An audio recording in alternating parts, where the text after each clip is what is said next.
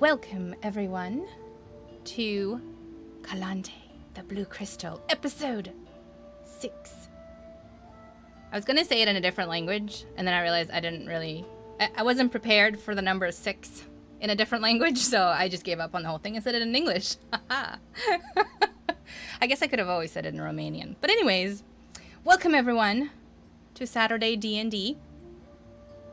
We have made quite some strides in our story, and actually managed to, last session, essentially solve our most important task, which was to find the elder's daughter, Hawyn, because it turned out that we actually, she was with us the whole time, kinda, part of the time, right under our noses. So that was pretty exciting. She was disguised as Willow, a worker at the Blue Crystal's brothel and inn in Calanthe, and she was asked by the madam of the place to lead our heroes to this mysterious blue tower, where they were going to find maybe some more answers about what happened with the Church of Light and the attack there and everything like that. And so I'm sure our party has all of the questions, so I'm prepared. I'm prepared to delve deep. Ask questions, y'all. Ask questions. Because I'm sure everyone's trying to figure out all sorts of things. So Hawyn did lead them down through a crystal cavern where there was a gatekeeper of sorts that made our party have to deal with some nasty unpleasantness from their pasts, more or less. Not all of it was nasty, I guess. Some may have been confused by the spirits they saw or didn't see, that sort of thing. But the gatekeeper has its reasoning, let me tell you. And as they were fighting the spirits, there was a noticeable time dilation happening there between them, their actions, and what Willow is experiencing. And once they managed to defeat the gatekeeper, Willow was sort of like, oops, I forgot to tell you. Did she, though? Did she? No, she did. For realsies, she seemed very genuine when she said that. But nevertheless, they threw her into the pool twice. The pool of water, and that is the cavern lake, as it were. Which, yeah, I get it. They were frustrated. It's cool. To be fair, the first time she went through is unlikely that she knew about it either. I'm just saying. After which point, she revealed herself to be Hawyn, the half-elf daughter of the Elder Barris, who is the ruling sovereign of Esternia, which is the land that they're in. So, Callum created a very nice bonfire for everybody.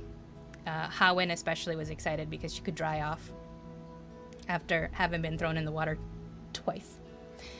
And that is where we pick up today. Also, our heroes did finally level up to 4.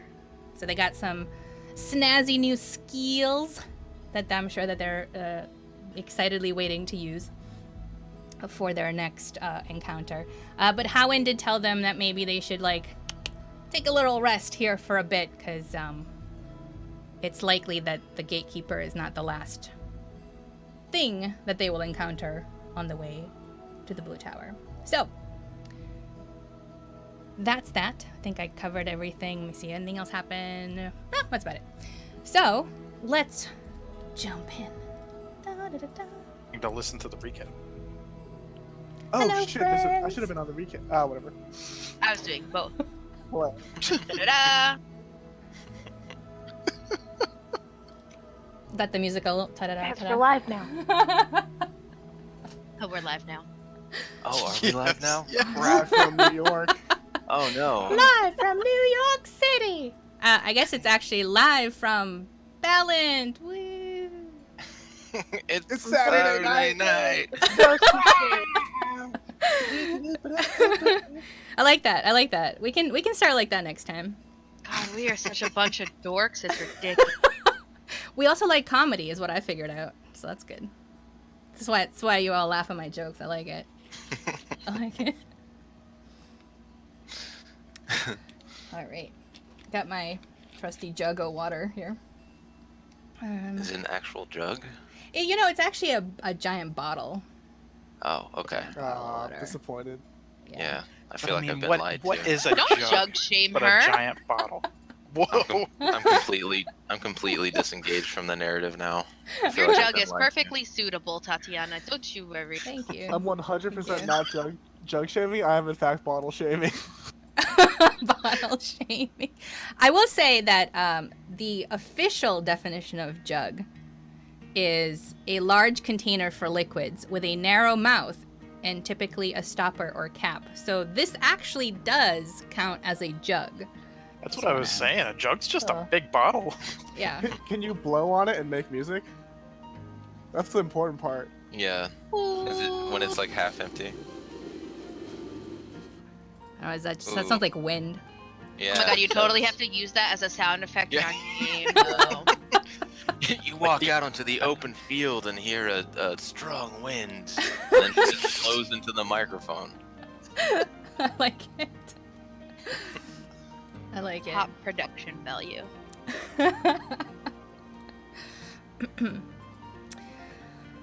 All right. So, let's head over to where our heroes last left off. I forgot we were in here. Yes, so,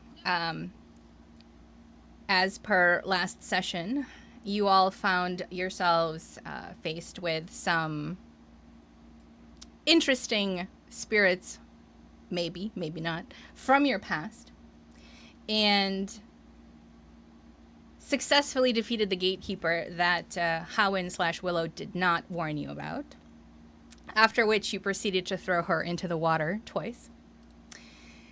She deserved it. No regrets. And there was a third time that I was going to do at the end. After she revealed herself. You're who? God damn it. Been looking for you this whole time. But Callum did, luckily, create a bonfire. So very kindly for everyone. But mostly probably Hawyn, because, you know, at this point she's pretty wet, and I don't mean that in a other way. Wasn't even gonna take it there. I wasn't either. Who's I was, got girl. the I dirty got mind? you. I got you. Someone's in the gutter with me. Someone is. All right. Can I side note something real quick?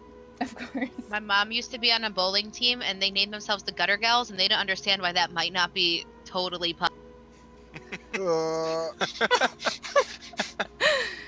Because you don't want to lose in bowling. Yeah. Yeah. That's terribly bad. hmm They all want to get strikes. Anyway, less about my mom, more about this. Let's go. You don't want to talk about Pasha? Oh, just kidding. Oh, She's not my mom. Oh. I'm way prettier than her. So, as Hawyn is revealed to you, and you see this this half elf lady with some short reddish hair, but it's also like a little ashy. Her eyes are very brightly blue, and she's still wearing what Willow was wearing, pretty much. But she does looks like she has a little bit more padding, a little bit more padded armor on her, just a little bit. And she sits down on the ledge right across from the bonfire. And, you know, she says, I'm Hawyn. Callum responded with, "I know." And she just sits there, still looking around at everyone, a bit apologetically and expectantly. And she says, "I'm sure you have a lot of questions for me. Have at it."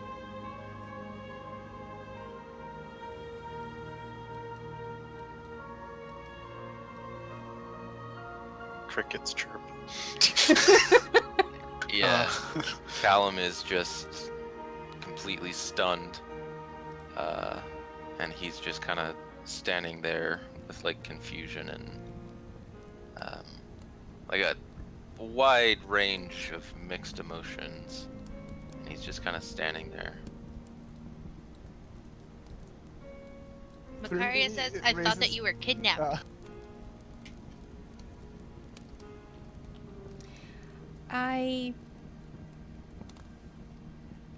And she chuckles. Was mostly not kidnapped, but the note that you're probably referring to is something that I myself wrote and distributed. There is no Charles Tenley. There might be some gold involved if that's what you're here for.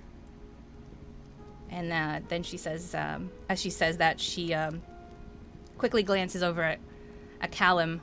"I'm not sure what your intentions are, but I want to apologize again for my deception. It's been hard to know who to trust, and it's been a long time."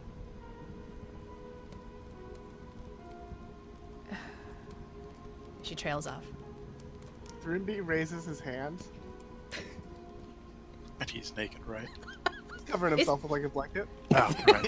Yeah, the Aw. winter blanket that I gave him. Definitely not my blanket. Is Thrimby raising his hand from where he is right now? Yeah.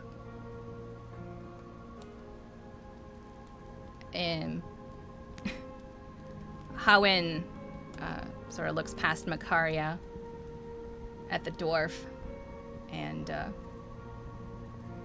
she kind of gives him a half nod. I didn't know druids were friends of the undead. What gives? Oh, you're talking about the gatekeeper. It's just it's actually just the name I've given him.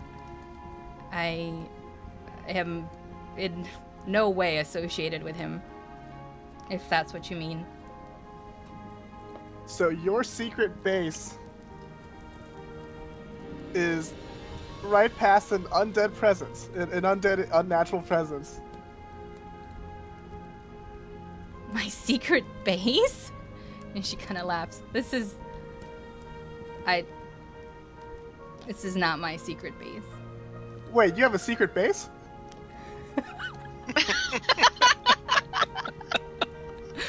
Hawyn just laughs. You get the impression that she hasn't laughed like this in a long time. And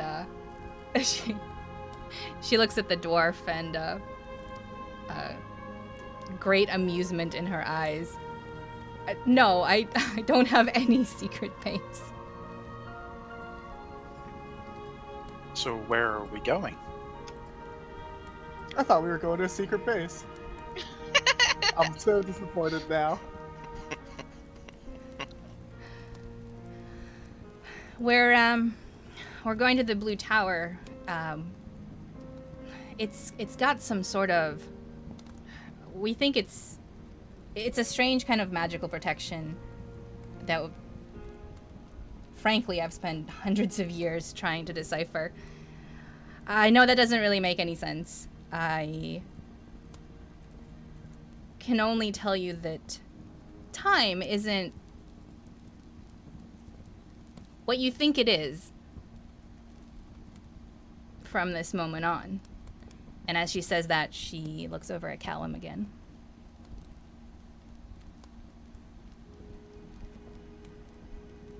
What are you saying?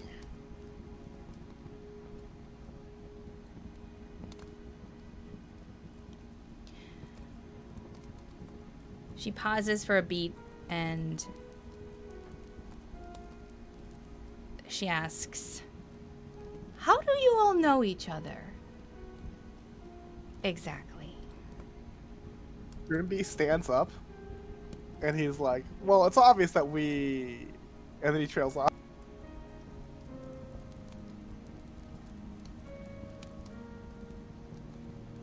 We all met each other in Sola. When we were looking for Charles Tenley. Yeah, that. Primarily, we met because of Brivik talking about meeting Charles Tenley. Otherwise, we may never have met each other and would have reached here separately rather than together. I mean, but I guess our paths were all headed in the same direction, if that's what you mean.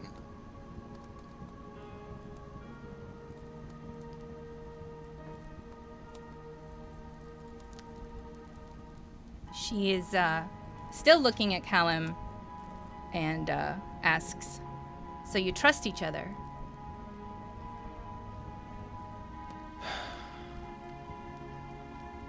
That's complicated, but I feel like we're getting there. And he kind of looks back at her and says, "Can you trust us?"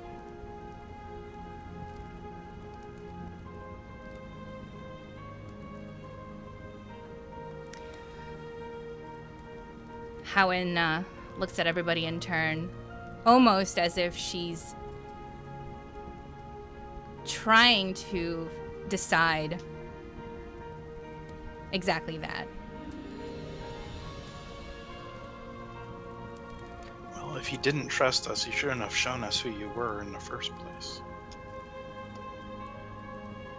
Hawyn smiles. That's a good point.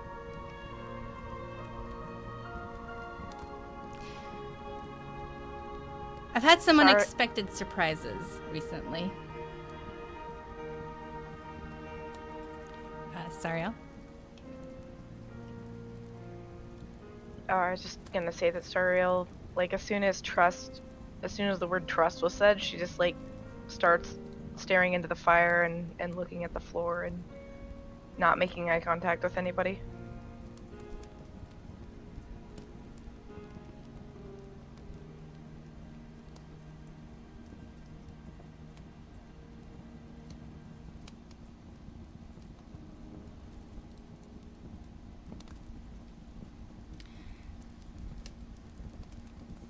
Hawyn kind of sits up on the ledge a little bit, pulls down at the front of her dress, and says, "I'm not sure where to begin exactly, but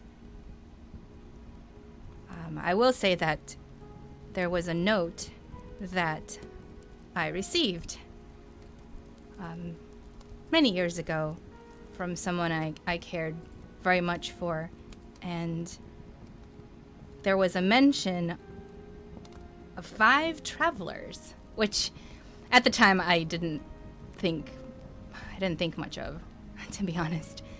But I do remember that there was a dwarf, a tiefling, which at the time I just thought was an interesting combination of people, and so it stood out to me. And when I first saw you, was reminded of the note. So I'm gonna trust you, if you'll trust me. But I don't... She shakes her head. I do not have a lot of answers. I just have more questions than I know what to do with.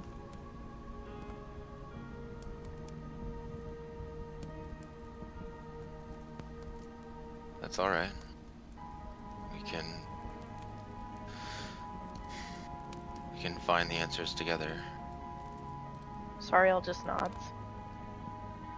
Thrimby shakes his head and is like quietly is like, "Pah, vague prophecies. Very least it sounds like it'll be interesting."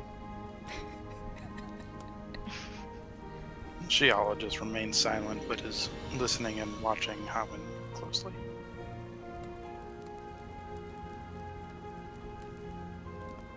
Karya's just kind of like staring her dead in the eyes and trying really hard not to blink. She doesn't know if Hawyn realizes that it's a staring contest, but it's on. Challenging her to a fight using your eyes. I like it. I'm very intimidating.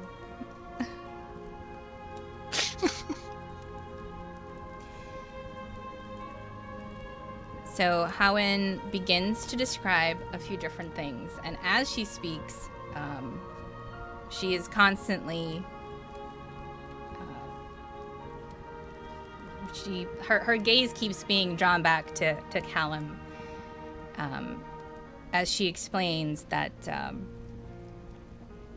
about a year or so after the war ended, a man called Tom Arliss showed up at court and told her father and herself that he was sent by her mother, at which point Hawyn pauses, takes a deep breath, and says that's a story for another time.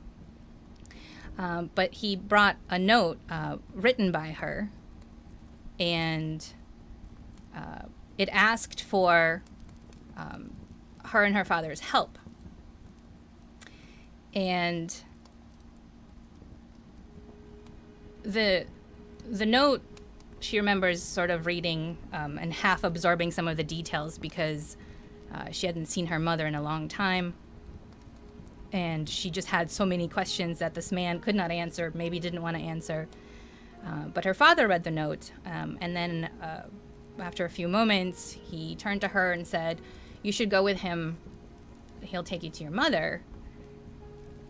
So she packs up a few things and follows him out of the city, and he describes that what they're going to experience is not like nothing she'd ever heard of before. He takes out a crystal, kind of a see-through clear crystal, and starts to say a few incantations, and a portal opens, and he says, "You just have to trust me and step through," and that her mother would be on the other end. And nothing about it felt wrong to her, she says. So she did. And they found themselves 300 years in the past. And Tom realized that the crystal doesn't actually work the way that he and her mother, Calix, had truly understood that it worked. And they were also in a different location. They were actually in Zaranthans 300 years ago, very close to when the Mist Queen Dragara actually came into power. So they weren't sure why the crystal didn't work, as Tom had been led to believe that it would work. And so Hawyn suggested that they do the only thing she could think of, which was to reach out to the would-be queen and see if they could use some resources of hers to figure out if anyone had ever heard of time travel or these crystals or anything of that sort. Tom admitted that he himself was from the past, not that long ago, and that's where her mother was as well. And besides that he was mostly just a foot soldier, is how he described himself. And her mother didn't tell him much more. He was just tasked with bringing her there and delivering that note and bringing her there. And then Hawyn says, and a lot of other things happened, and, well, we managed to find out that there was this blue tower in Asternia, and we figured out that there might be some more information on how to get the crystals to work more consistently. But 300 years ago, when she was around the area, which is when she met the gatekeeper, they were attacked, overpowered, and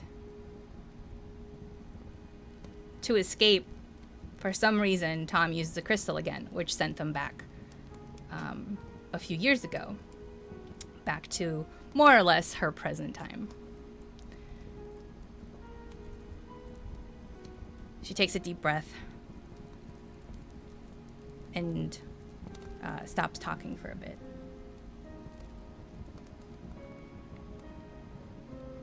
So you're telling us that you've been traveling through time? Yeah, it sounds ridiculous, I know. But it's all true. And you said you went 300 years in the past and then ended up coming back as, like, to the time period of a few years ago? In our present time.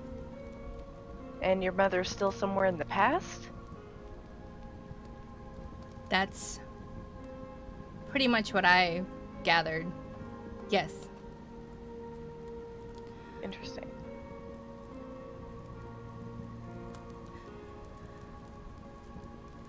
But how? What?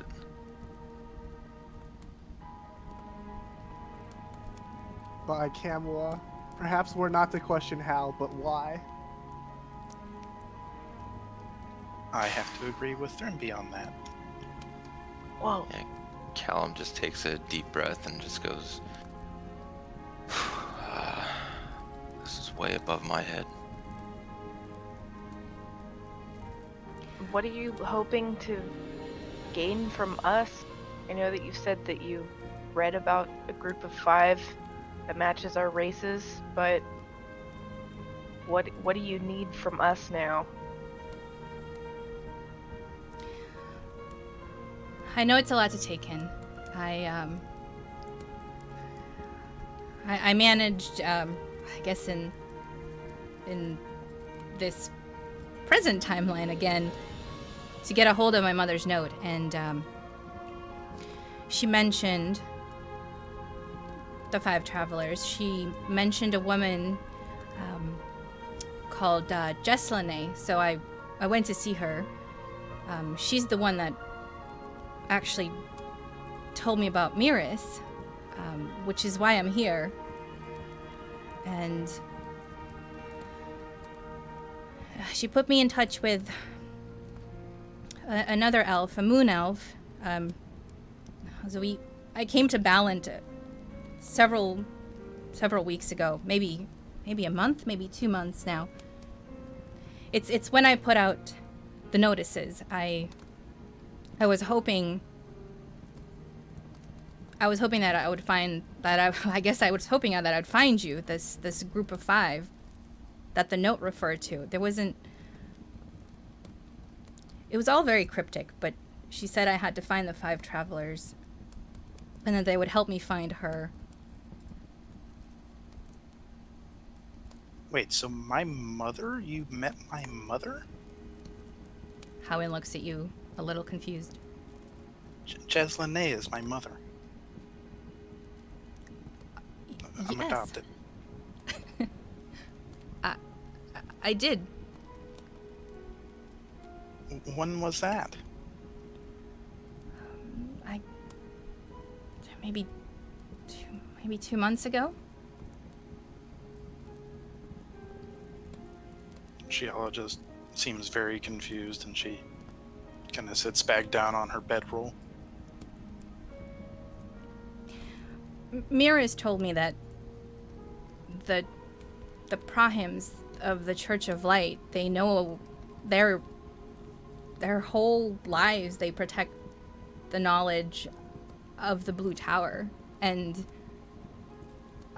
I guess your mother was asked to help, but she turned it down. I think it may have been because of you. I don't think she wanted to take that responsibility when she was caring for you. And so she told me Miris is the Prahim here. And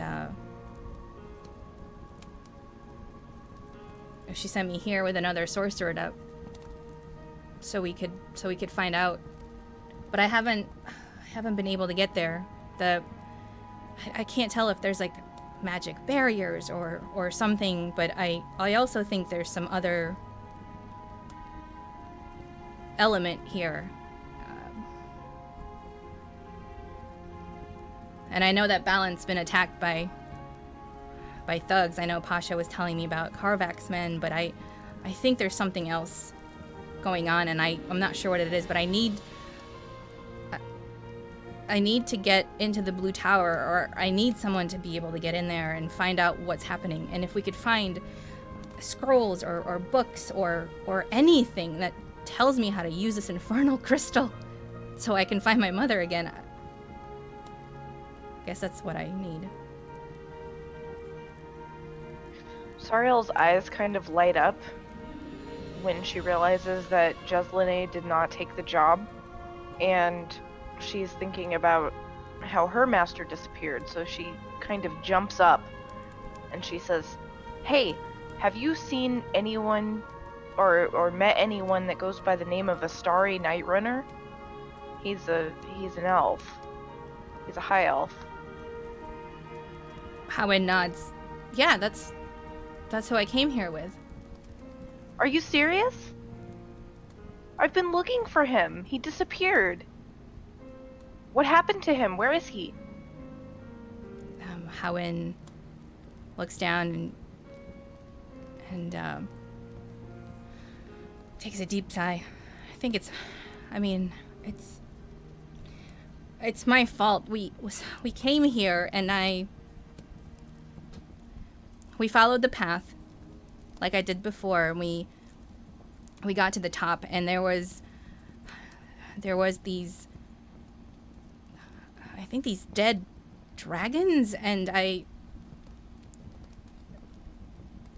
we tried to fight them off, Miris and Astari and I. We did, and I got wounded pretty badly, and all I remember is Astari made me invisible and just pushed me back down the hole. When I went up, there was nobody there,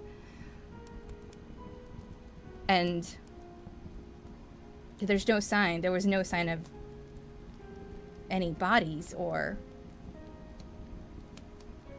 so I don't think that they're dead, but I'm not sure where they are. Take me there.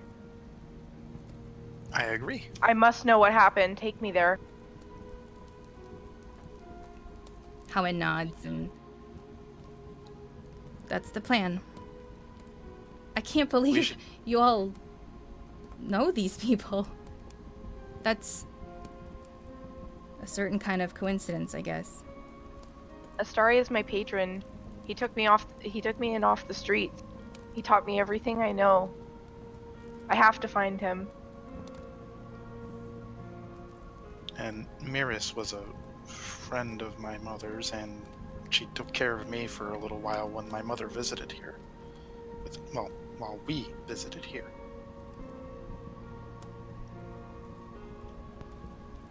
This is pretty much the first time I had been hearing the names.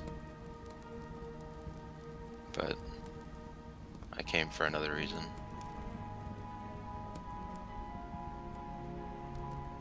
Well, I mean, I originally came to find you, but I guess we have a new thing to do now.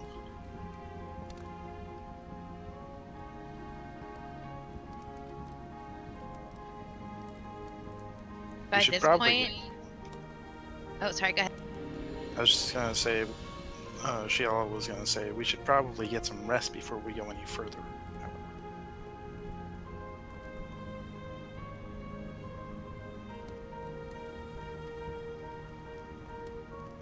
Makaria, did you have something?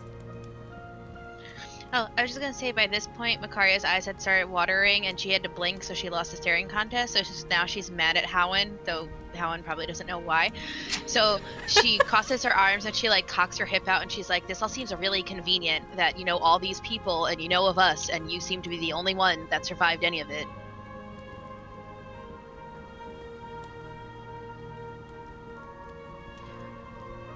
Hawyn looks at Makaria and she nods. Believe me, I don't know by what stroke of luck I've been surviving this whole time. She takes out her the crystal that she had mentioned that Tom had, and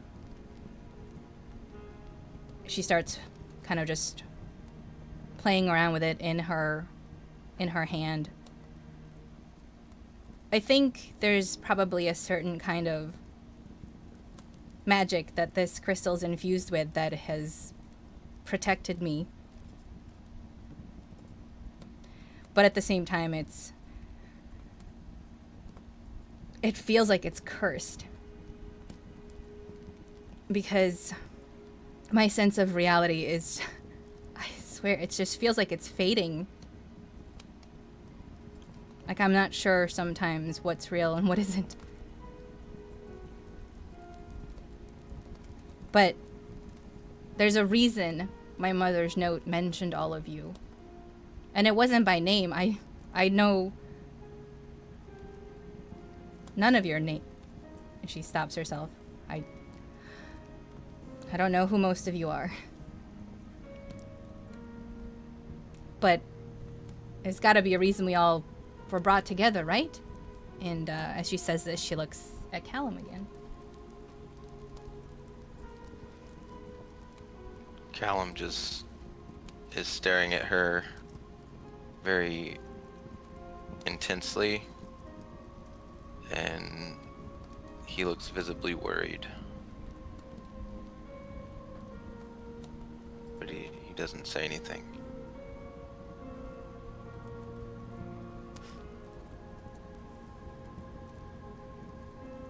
Shiala just says, "Well, I'm Shiala." Since we're reintroducing ourselves here.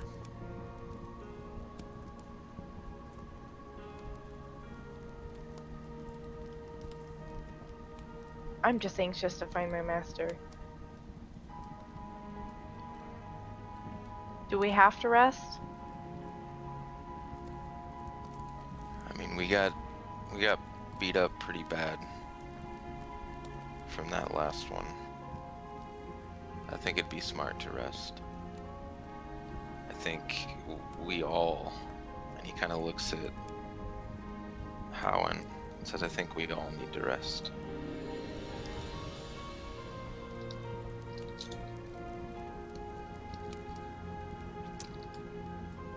Hawyn nods and she continues, if the dragons are back, I think that'll be useful. And the last time I was in the tower, it, I think it drains you. I don't remember a lot from that time, but it's, I know I'm asking a lot of you. It's not gonna be an easy journey, and I know that you have no reason to trust me. But I believe that what my mother was doing was important. I think the reason she left was important. And whatever else is going on in the world, and she kind of motions to take in the physical world, is a little bit more ephemeral than that. If Astari thought it was important enough to help out with, then I agree.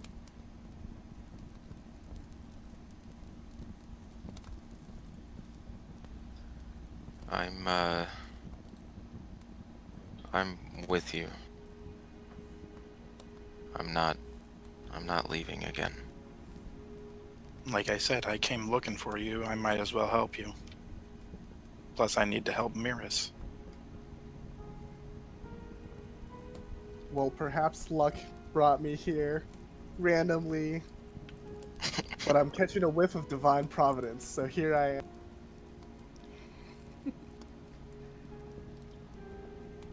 Makaria just starts muttering to herself and taking out her bedroll.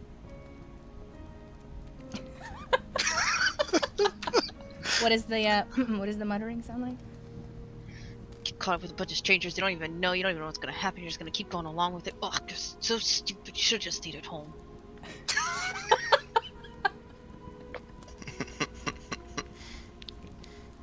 Shala is close enough to catch most of that. Thrimby starts getting naked.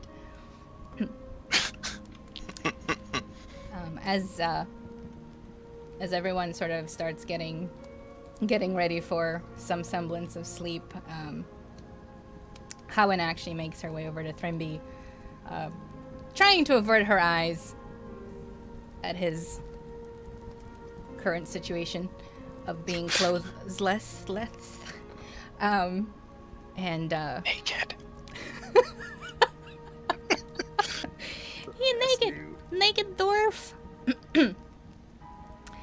And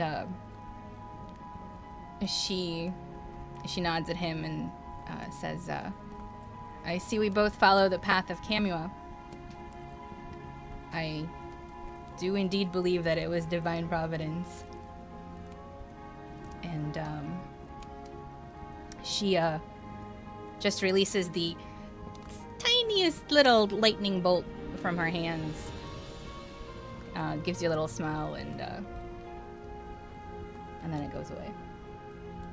Thrimby makes the sign of the lightning bolt back at her. And then takes off his pants. Oh, Sparks are flying.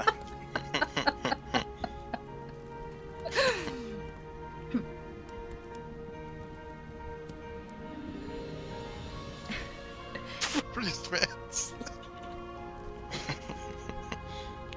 And it is, of course, very bright in the crystal cavern. The lights seem to be emanating from all around you. But hopefully everyone is able to find a nice spot to shade their eyes for some sleep. Does anybody else want to do anything before we take a long rest? Sorry, I was sleeping with Shiala tonight. Bow chicka wow wow. Brown chicken, brown cow.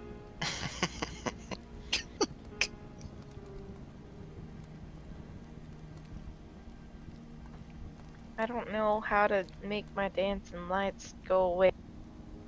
Delete. Help. You just click on it and delete it.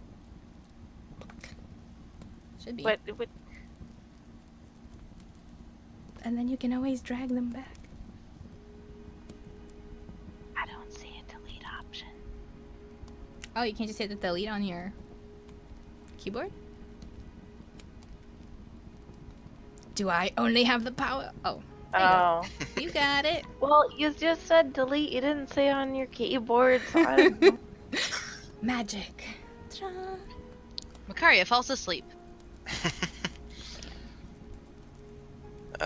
Callum kind of lays down, facing the rock, but he has a hard time falling asleep.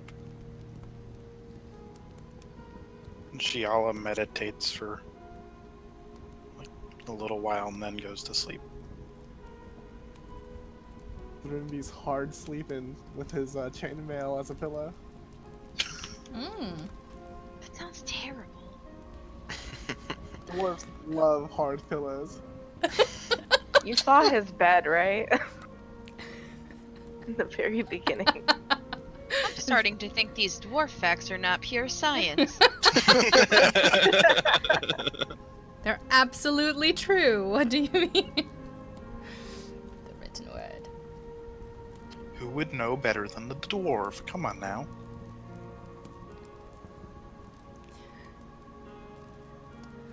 All right.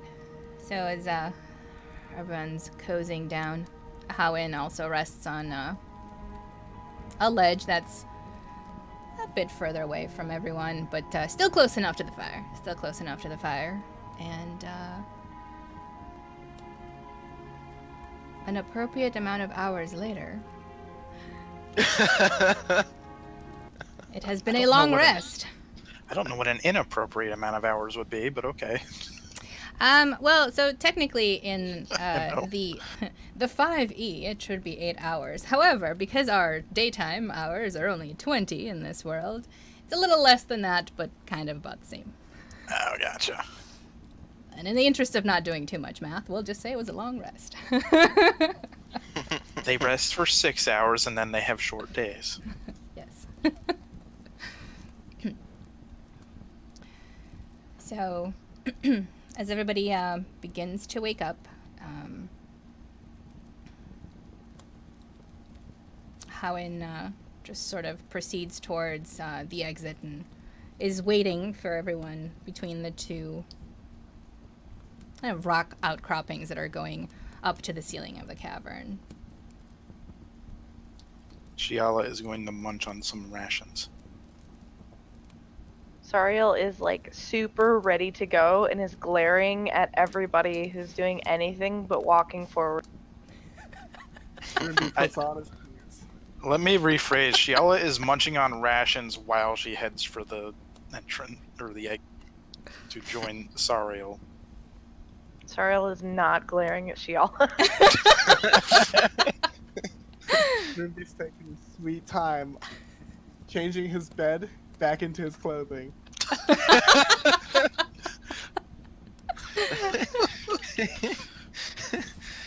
Multi-purpose. Yeah, dwarves love multi-purpose. Yeah.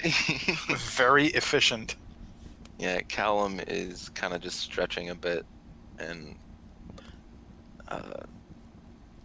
then he'll kind of look around and see that everybody's waking up and stuff, and he'll actually by this time the bonfire probably would have died, and he just kind of stretches it out, gets his stuff all together,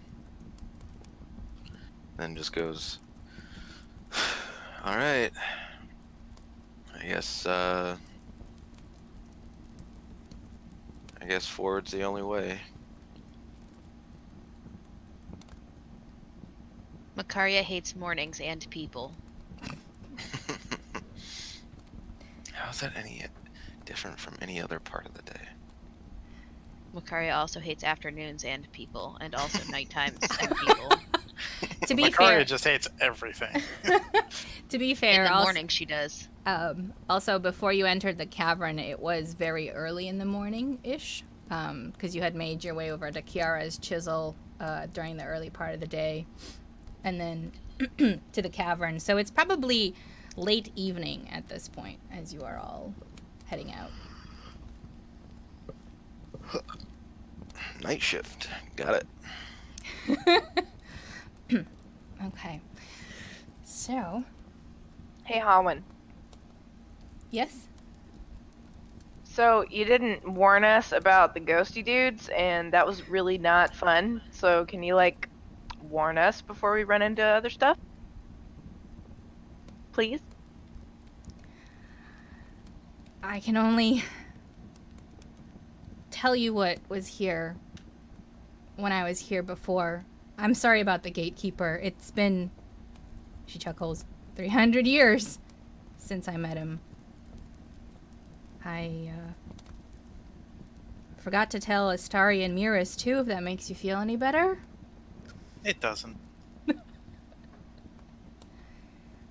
fact, that makes it worse, because you remembered after telling them, so you can't have forgotten after 300 years. Only after whenever you told them. Or forgot to tell them. I'm already confused. So am I. Let's go. Let's get while the getting's good. I will tell you that there were, I think, just dead dragons here earlier. Or a few weeks ago, or maybe a month ago. She appears to be a little confused. Hawyn. On dragons. What's that? As long as it's not undead dragons. I feel like that was the implication.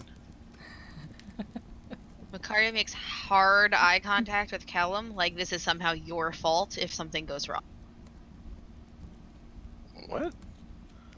You know where it's your problem.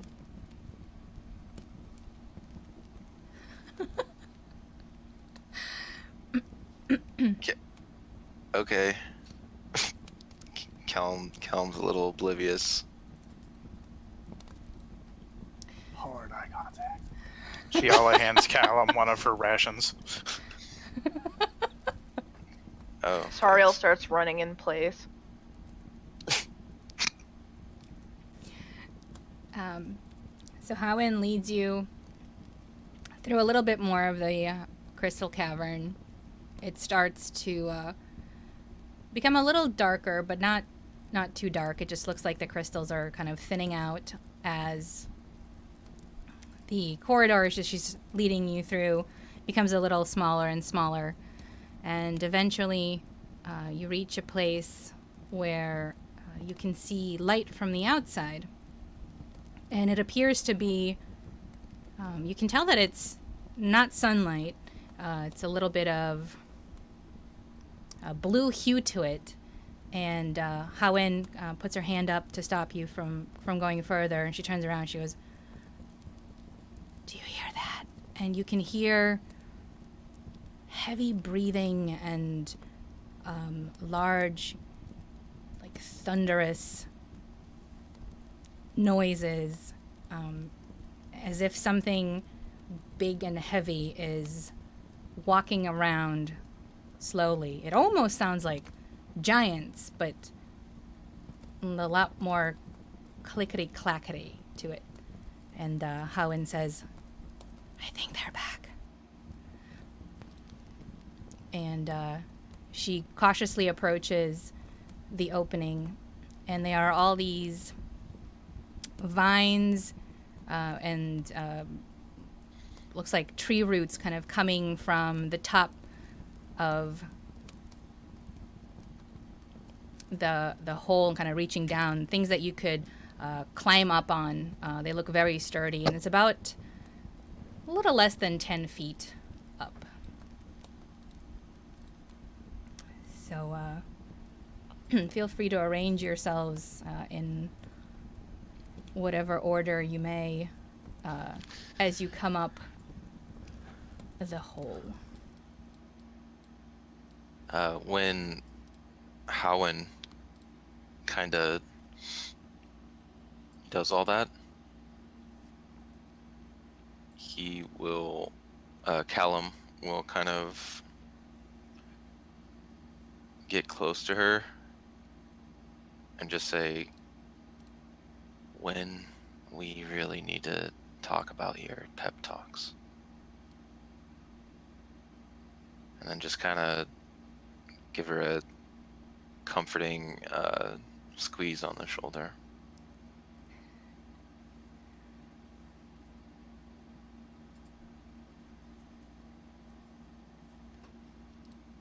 Shigala just looks back. Flirt later. And roll Callum. initiative. Yeah. Callum just kind of gives him one of those awkward smiles, like, thanks for interrupting, man.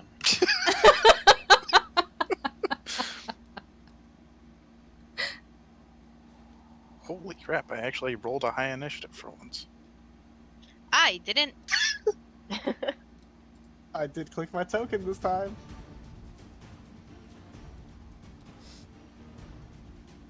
Tokens.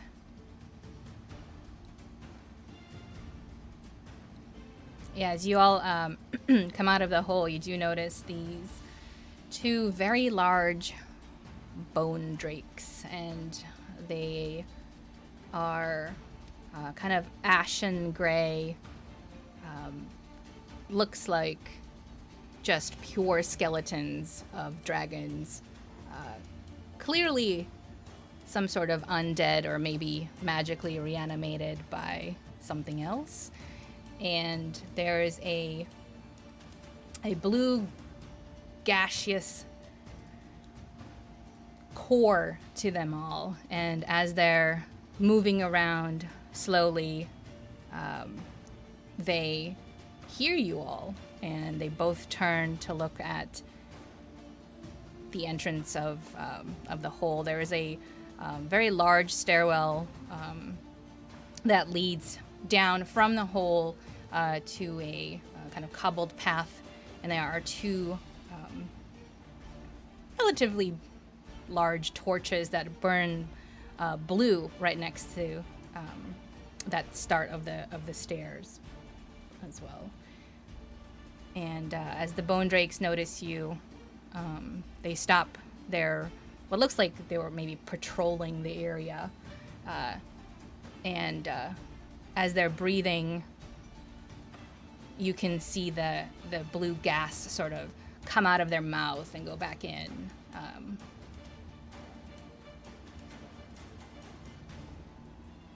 And they're definitely looking at all of you. And they have not rolled initiative yet, no. So, yeah, Please we don't hold. know yet. Please We hold. don't know yet. Doesn't Nita say? Okay, yeah. She's not able to. Oh, good.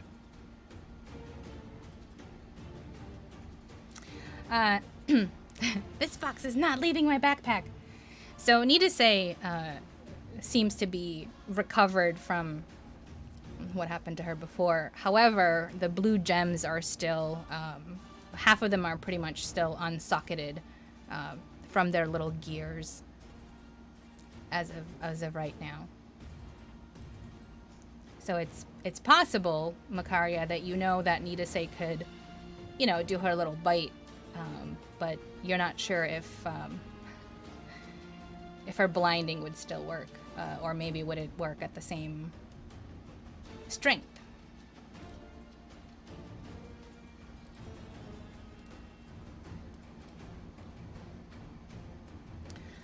Right. Zero. Magic. Okay. Why did... Oh.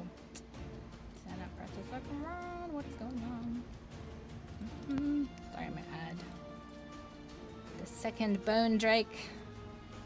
Does Hawyn get an initiative as well?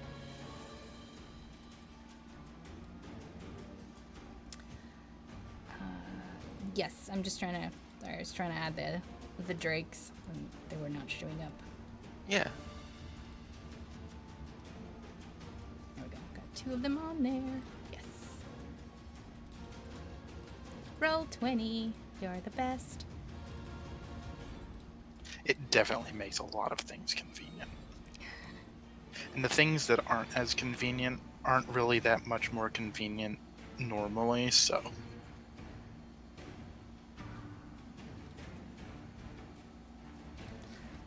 Okay. I think everybody's on there now, right? Yes.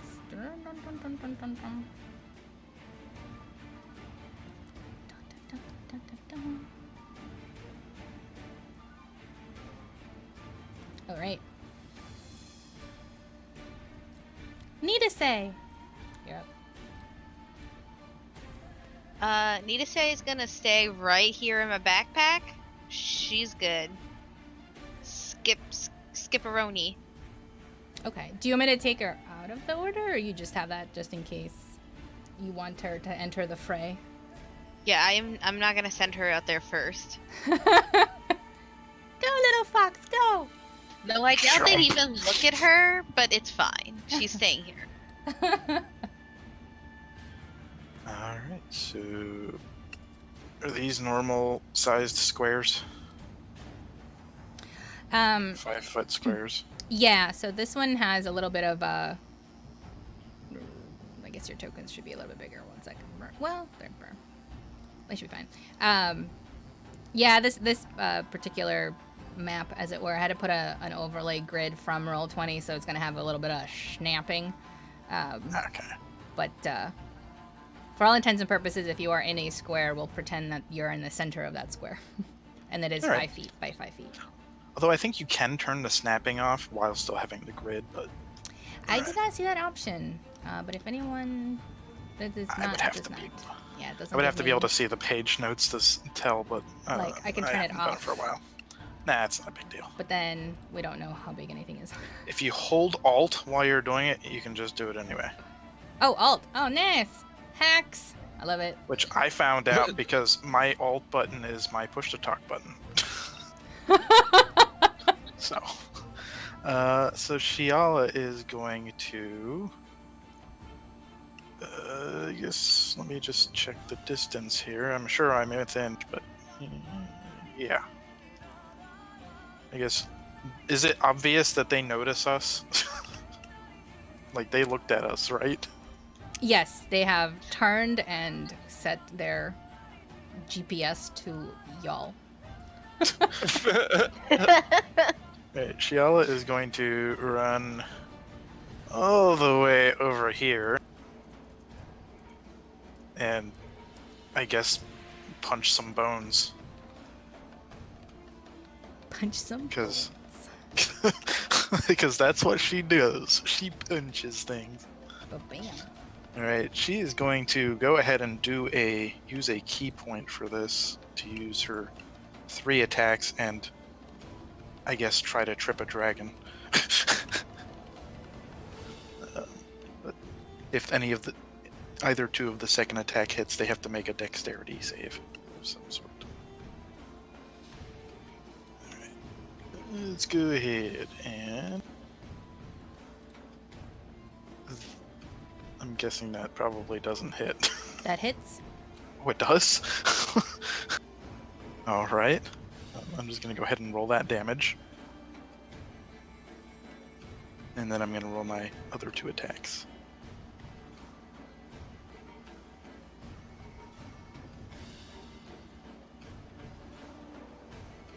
Ooh, jeez. Woo. That hits. Alright.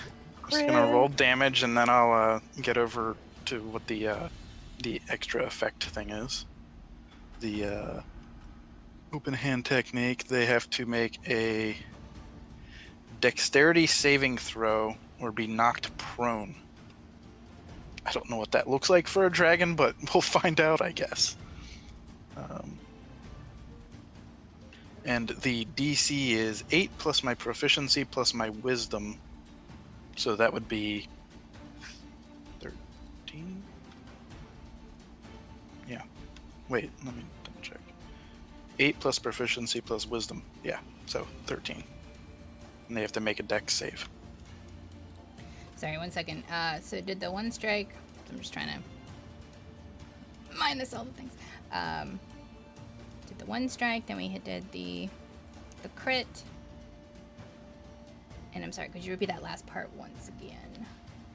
Right, so yeah, we had the first hit, then the second, then the crit, and then, well, either one of the second ones counts for this, but they would make it has to make a dexterity save or it goes prone, and the DC is 13. Unless I'm reading this really wrong. Okay. Well, I guess it's hard to trip a dragon, so.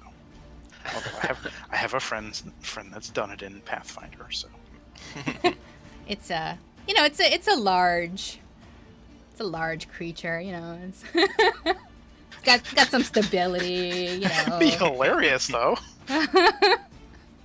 He's like 3 times your size. Yeah. So that's what, 21 damage total? Dang. Okay, 1 second. Wow. At least I didn't waste my key point. Yeah, it's 21. Dude, what if this is the, like, what if we're just taking alternate sessions on, oh, this session none of us are gonna hit, but this session everyone crushes it. Yeah, that would be the way it happened.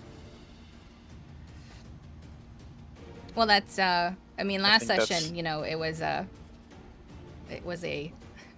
psychic session, or I mean, it was things from your past, you know, so that like hits. It's even harder to deal with, you know. But these guys, they're just some undead dragons, whatever, you know. Let's just beat on some animated bones. Yeah. All right, I think that is my turn. And what a turn it was. I'm not disappointed with it. Shiela coming in strong. I think it was, you know, the fact that she heard about her mom. Yeah, she's pumped. She's pumped to find Maris as well.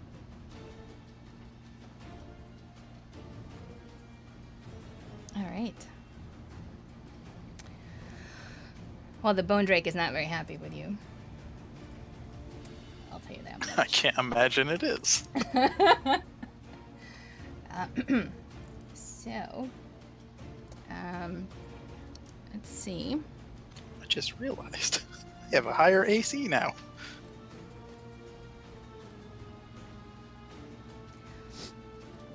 Okay. I don't.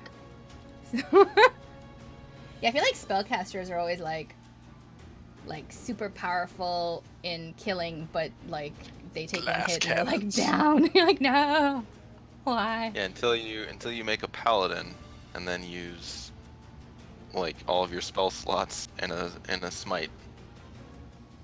And then sorry, never mind. Oh my god, the Thunderous Smite, Divine Smite combo. Yeah. All right. So the Bone Drake is going to exhale some of its blue gas That's just gross. towards Shiala, and it is a. Dexterity. I rather. should have had. There you go. Okay. It's going to be a 30-foot line, 5 feet wide. It's going to go in this particular direction. Let's see if I can. That's probably gonna hit more than just me. Mm-hmm. So, 10, 20, shirt. It's gonna go like that, basically. So it's gonna hit Ouch. you and Thrimby. If you could both make a DC, DC 14 or Constitution saving throw. Need to succeed on a 14. Oof, I took it right in the mouth. Also, what you were, she said. You were breathing in right when it came. It's like, ah. I was opening my mouth to say something and the breath just flooded in. There it is. Also, what she said. Oh, I feel like that's just gonna be able to keep being applied to the rest of our session. Yeah. Shiala's just like, Jesus. That also what she said. It smells a little minty, the gas, which which is surprising. But it's Glowing it's and a refreshing. slight minty, minty This and like one. maybe a little metal, like minty, but a little just metallic, a little at the same time. This dragon may be dead, but he still cares about dental hygiene. That's right.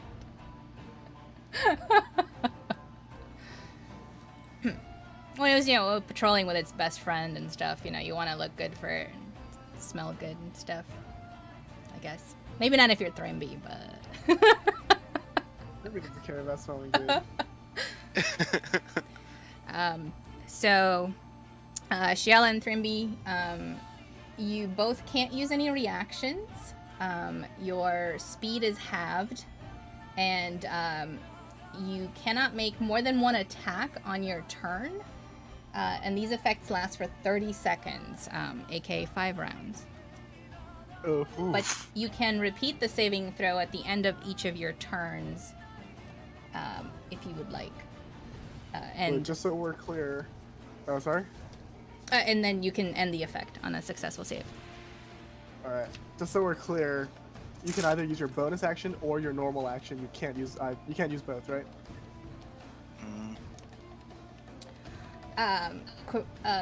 Yes, in this particular. Alright, cool.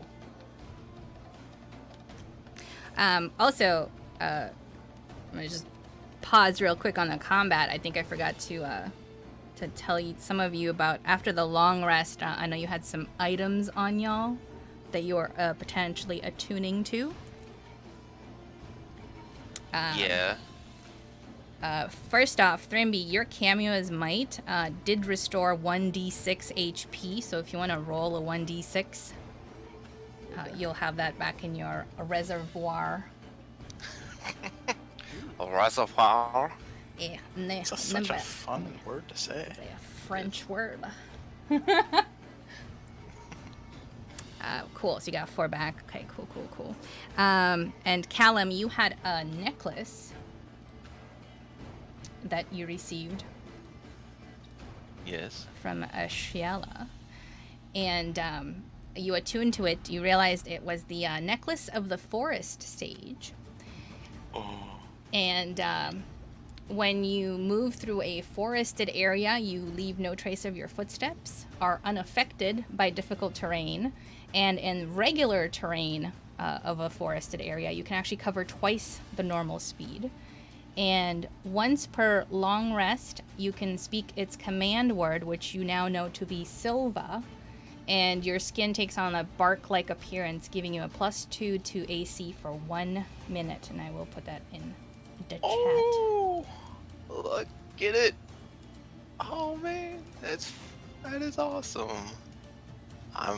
I was trying so hard not to just be all kinds of loud and excited while you were talking.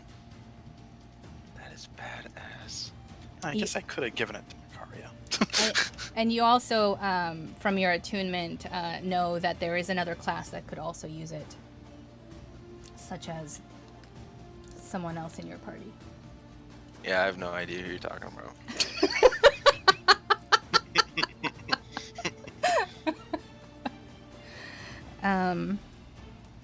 I do not share that knowledge one bit. Keeping it to myself. And then, let's see, got that. And Shiala, you still had the ring and the cloak. Yes. The ring has still not spoken to you yet. But you looked at the cloak and you are like pretty sure it changed its look again and the feel of it, but you're not sure what it does either. Alrighty.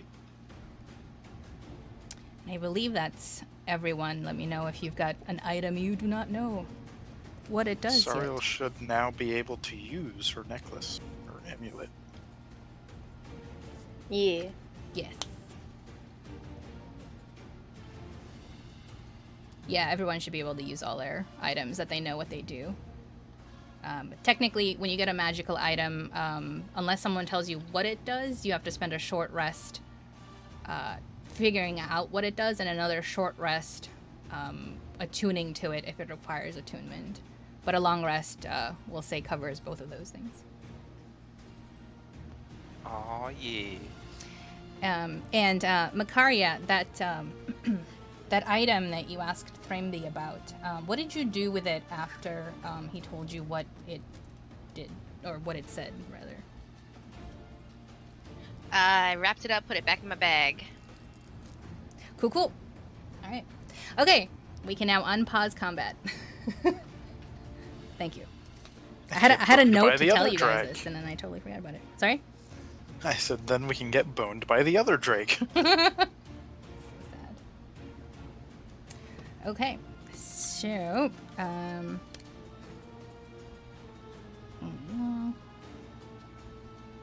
me and Shiala. Okay. Other Drake. Other Drake.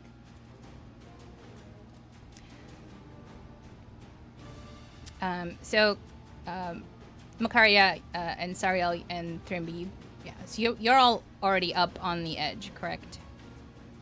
Yeah. Yes. Okay, Callum, are you still below? Or you were below when we rolled initiative?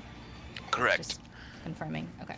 Because I believe, like, I was planning on walking past Hawyn when I kind of said that stuff to her, but we rolled initiative right when I was about to, so I believe I'm still underneath. Probably with her, I guess. So, yes. Romance options. Sorry. Sorry, my brain's just not leaving that place. He got distracted by Shiala telling him to stop flirting.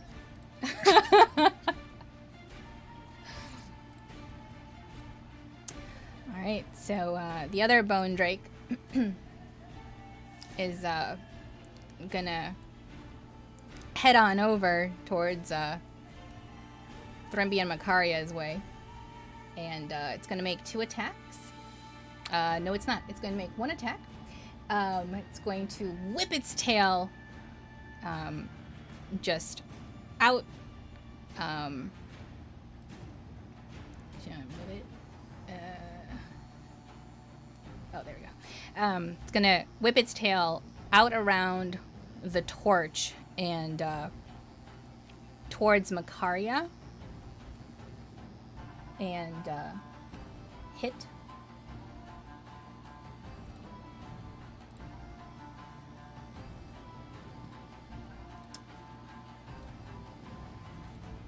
It got me.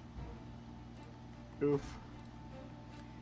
And if you could also do a Constitution saving throw of 10, please. Got a poisonous tail? That blue gas man is I everywhere. did not win. I did not win that roll. So the poison in this manner is similar to what the gas did to Thremby and Shiala, but slightly different. It's going to be for 1 minute or 10 rounds.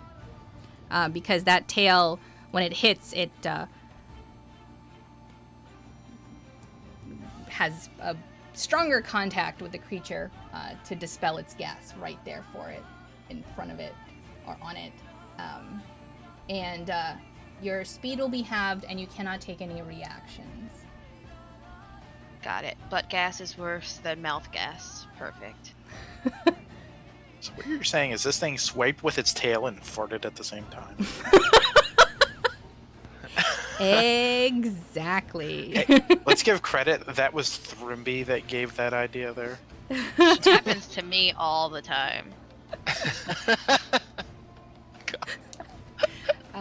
But the good news is the Makaria can still, attack more than once on her turn. So it lasts longer, but it's not as bad. Can you repeat the effects?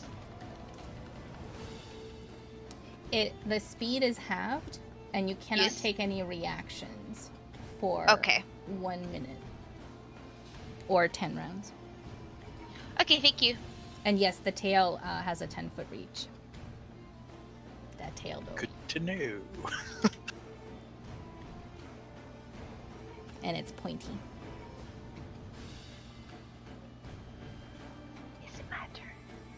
Sariel, you're up. Yay. Alright, so I'm gonna go here, which is like 5, 10, 15, 20, 25. Okay. And then I'm gonna cast Agonizar's Scorcher And I don't know how to draw a line, but basically from where I am to the other dragon, it should not hit, oh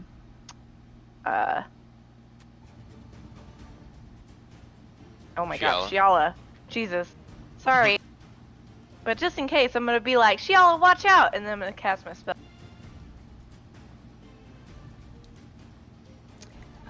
Is it a... Hold on, I'm sorry, I'm just looking up what the... So it's Like 30 that? feet long, 5 feet... Oh, okay, so basically what it did with the gas, but backwards. I think she went like along this line here so that it doesn't Yeah, they hit have to us. make a dexterity saving throw. So basically they take 13 damage on a failed save, half as much on a successful one.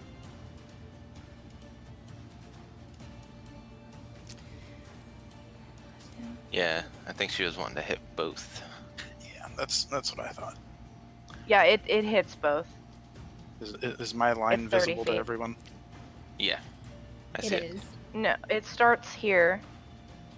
It starts, like, I'm at the edge of this square. I just Okay, can't gotcha. position myself there. But It's so 30 yeah, feet. I gotcha. So like the orange line. Ish. Yeah, I don't need to do that anymore. Is that right? Sorry, Al. Oh, the I orange guess line? it would stop. Shit. I guess it would stop just before the other dragon. Maybe I'll, like, get up under... Can I just, like... Since it's a large creature, I'm gonna just run up under it and then cast that spell so it's like from halfway, right? And then What? it hits like to halfway here. And then I'm gonna Misty Step with my bonus action to get the fuck out of there after I do this. Watch out for his butt gas. So, I'll allow that because we can say that as the Bone Drake is swinging its tail out towards Makaria, you're doing this action, and so there's some wiggle room there with the spacing where you can pop right underneath where its tail would been, Dope. and sort of do the same thing at the same time, if you will. And then where do you Sweet. teleport to? Back to where I came from. It's 30 feet. Misty Step. Yeah. And Actually- it's a DC 13. Since this was 25 feet, I'm gonna go back here. There we go.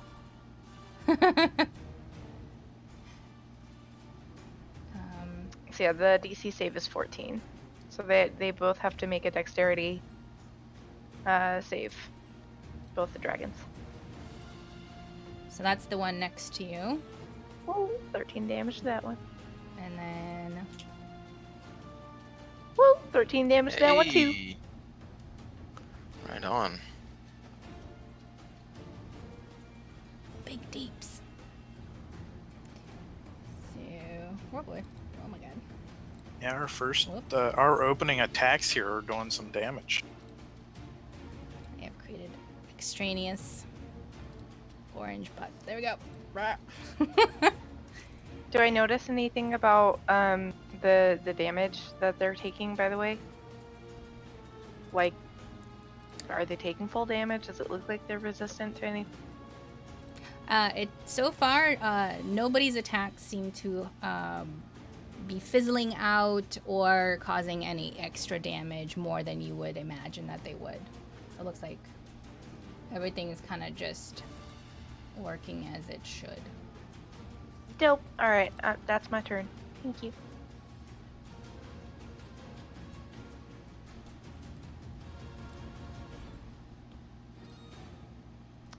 Hawyn is going to climb up and kind of position herself nearby Thrimby. And she's going to use the rest of her action to turn around and help Callum up as well. Oh, that is so unnecessary.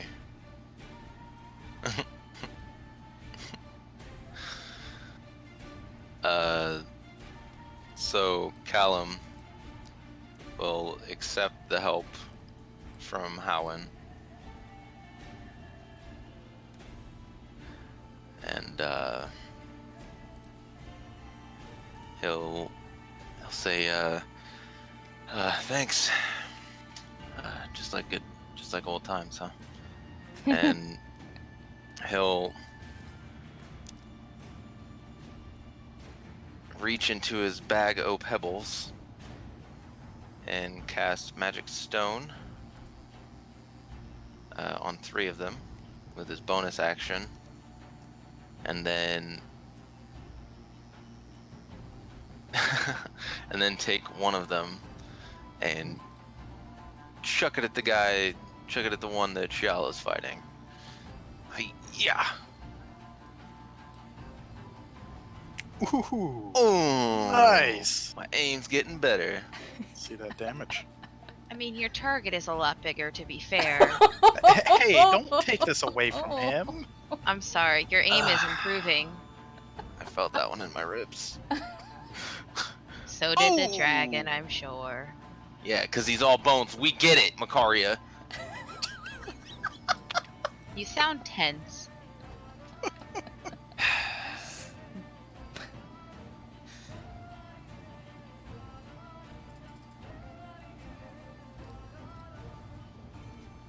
This is not Monster Hunter. Ooh. All right, so that hit. Or that. And then I think that was my full turn, so with my movement, I will kind of shift this way. 5, 10, to about like right here, 15. And that's it for my turn. It is finished. Thrimby, you're up. All right. I'm gonna walk here, and then here. Oh wait, no, I'm not. I'm gonna walk here, and then here, and then here, and then here. And I'm gonna cast Guiding Bolt on the one that's closer to me. Everybody has favorite bone drake. Oof. I am the only one who misses, and I need to take a Constitution save, and then that's my turn. Wait, is that a fail or a success?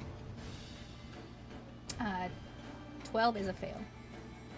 All right, and that's Where 14 is the. Yeah, for Gotcha. the line. Is that for the poison? for It the was slow. from the gas. Yeah. The tail one was like a DC of 10, but this one is 14. Gotcha. The burp is more powerful than the fart. Apparently.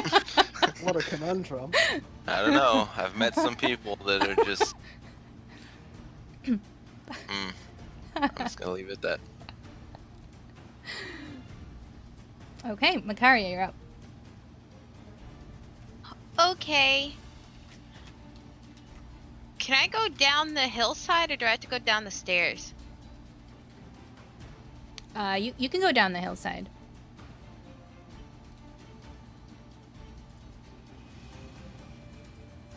Oh, I left my fox. Hold on. Yes, leave her.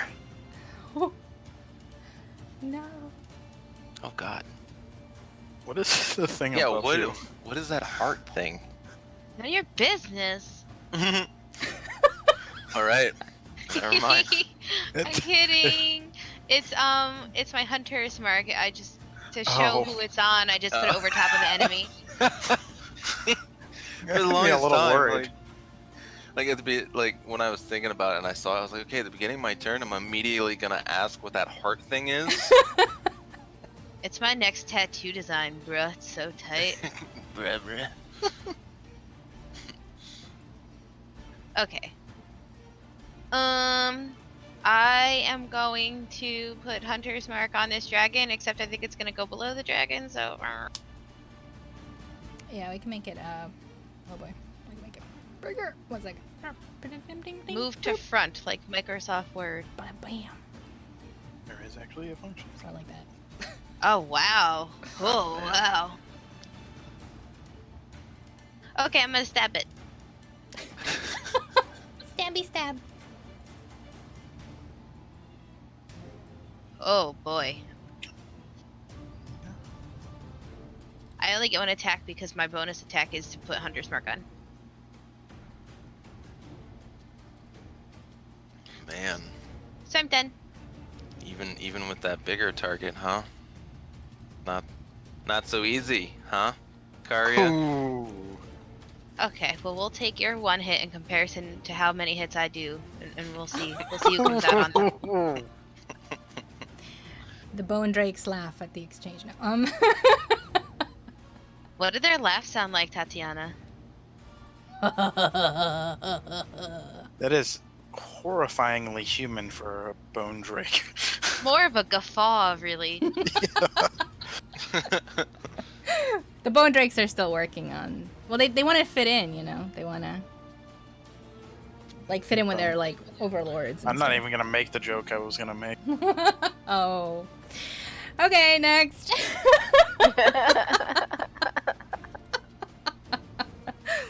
Need to say?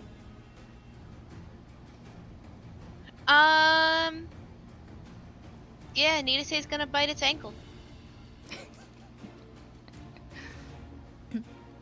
Can she stay in the same square as me, or does she have to move? I mean, assuming you're sort of at the end of the square, she can just hop out. I mean, you'll have to let Yeah. her go momentarily so she can go do some biting. Yeah, She no, can come back. only because like because with the auto placement, it just puts us both up in the left corner. You can So hold if I the try to, left like- alt. Yeah, if you hold Alt and then click and drag, you should be able to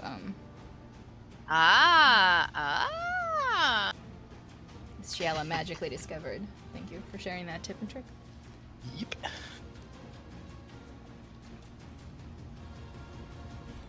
Do your worst, little fox.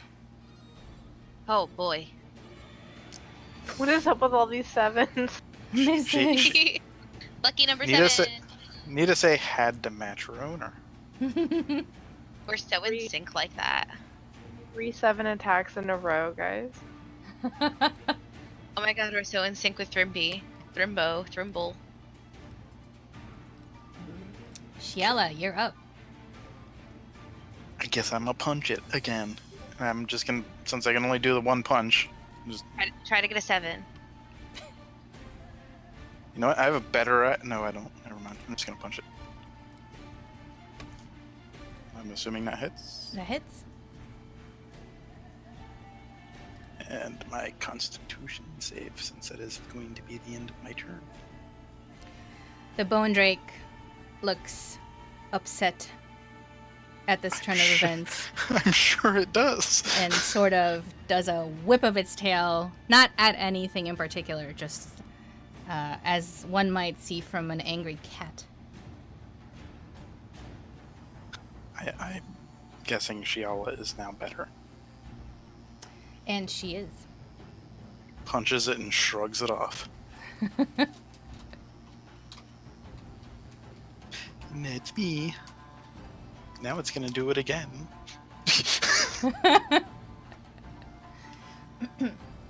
The bone drake will attack Shiela twice. One with a bite, and then it's going to whip its tail again. Misses the bite. Misses the tail. Really upsetting the bone drake. Wait, is the line a persistent thing? No, you can just take that out. Oh, okay. I think it was just a show. Serial just said moving out of the smoke stuff, and I wanted to make sure. Yeah, no, it was just a... Oh, gee, what happened? A puff. Oh, gee. The other bone drake is going to set its sights on Macaria and attack twice with a bite and the tail. Which The bite hits me. Oh. And technically, you're still suffering from the tail from before, so I guess you're... Would have been good either way, kind of, mostly. Kind of, mostly.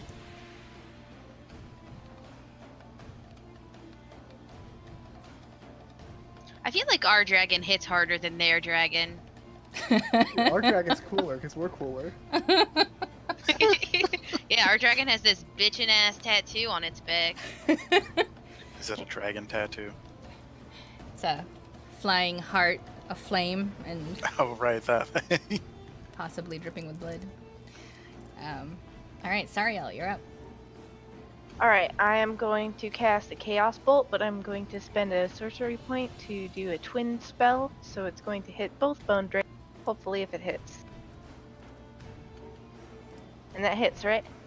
It does.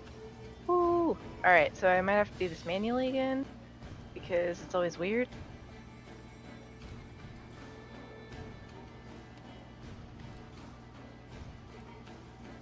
Okay, hold on. So that's 2d8, and then I need to do the d6.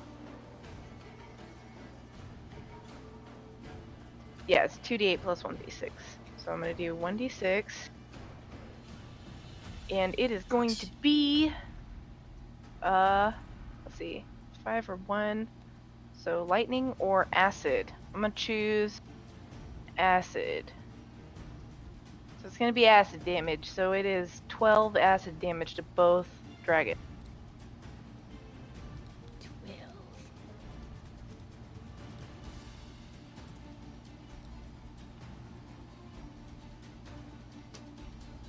Alright. The bone drake next to Shiala whips its tail again. Unhappy. Very unhappy.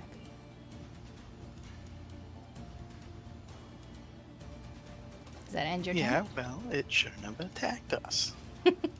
Yes, I'm sorry, that ends my turn. They're just doing their job. They suck at it. The whole friendly dragon thing was a joke, right? Because you said that they, like, set their GPS to us, so I thought that meant that they looked malicious. Oh yeah, no, they're definitely malicious. They are. Okay. Yeah. Yeah, you Wouldn't all get matter this. now anyway. True.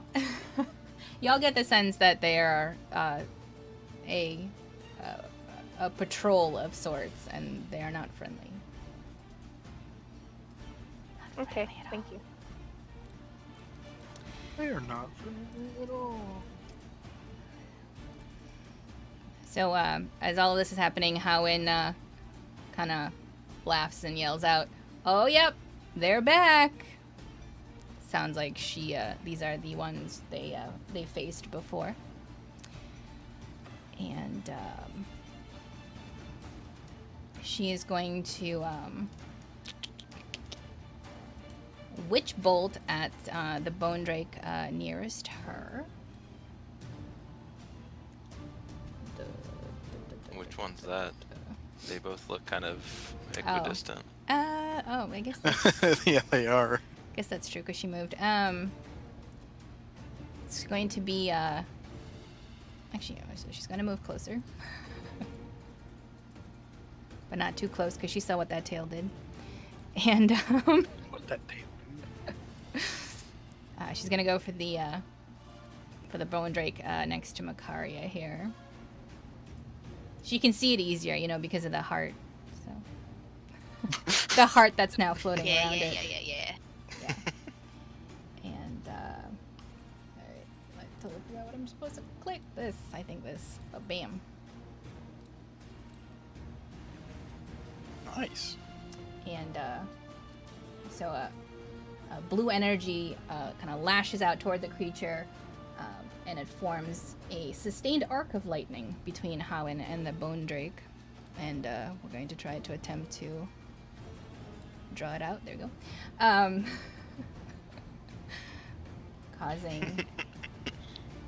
Causing some lightning damage to it. That is her turn. All right. Kill him. So when Howland says that, I go, So you have to do this every time? This is ridiculous. And he will... Let's see. I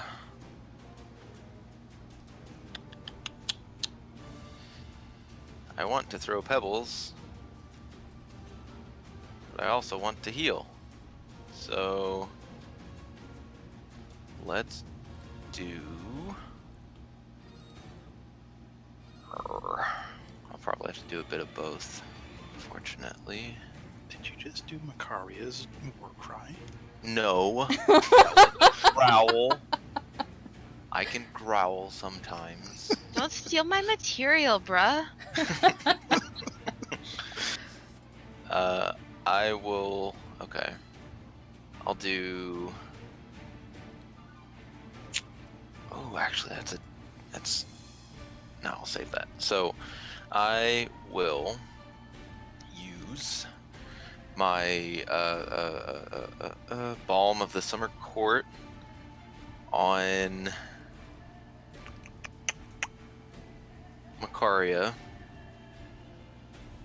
So you get, let me see, because it's, oh, that's right, I've got 4 now. Thing's got some range on it. Yeah, 120. Nice. That is like awesome. Yeah, I really like this. So trying to equal to half my druid level. Yeah, okay. I'll just do 1. So you get 4 points of healing and 1 temporary hit point. And then I will throw another pebble at the one that Shiala is fighting.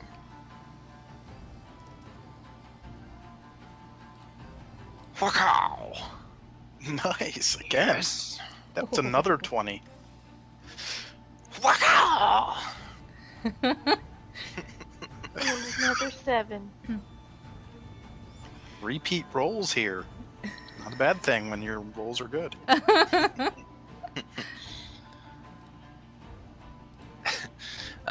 And I'll stay where I'm at. Where do you throw the stone on the undead dragon skeleton? Aiming right for the face. So you throw the pebble, and it manages to hit kind of right above its eye on the right, and throws some bones loose from the top of its face. And the bone drake lets out a little shriek of pain. That's what Damn, you get. Callum. You're gross. Rude. Hey, he's Come on. expelling gas all over everyone. That's rude. Body shaming in 29. Oh boy. Trimby, you're up. Alright, let's try another guiding bolt on the one closer to me.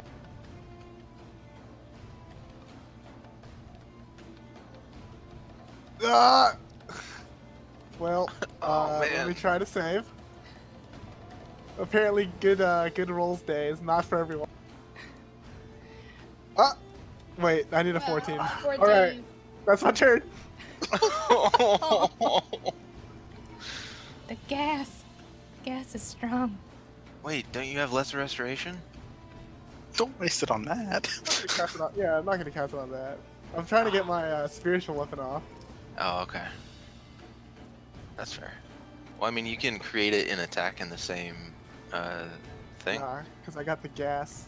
The gas makes me unable to take normal and bonus actions at the same time. Yeah, it attacks as part of the bonus action casting it. Yeah, but then I wouldn't have a normal attack. I wouldn't That's have a fair. normal action. Yeah, that's fair. Oh wait, I can't take actions and bonus actions? You can. You got hit by the tail. It's you, Oh, okay. I thought I was just a poor listener. Alright, great. I mean, both could be true. you just can't take reactions. Alright, I'm gonna stab it. Does that hit? It hits. Woo woo! Okay, now I forgot what I was doing. Oh, I can use Hunter's Mark and Colossus Slayer. So that plus that plus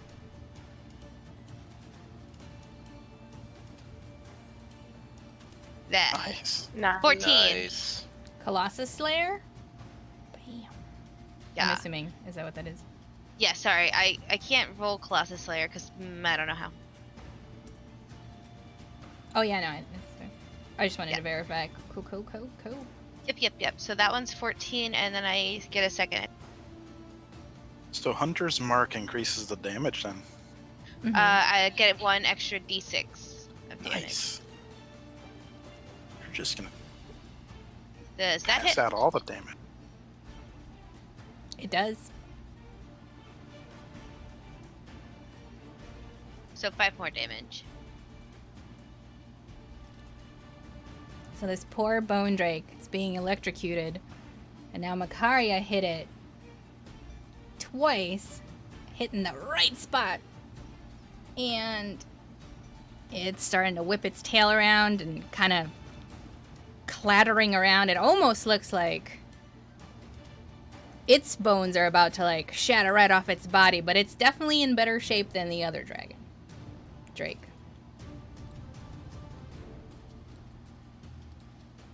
Need a save.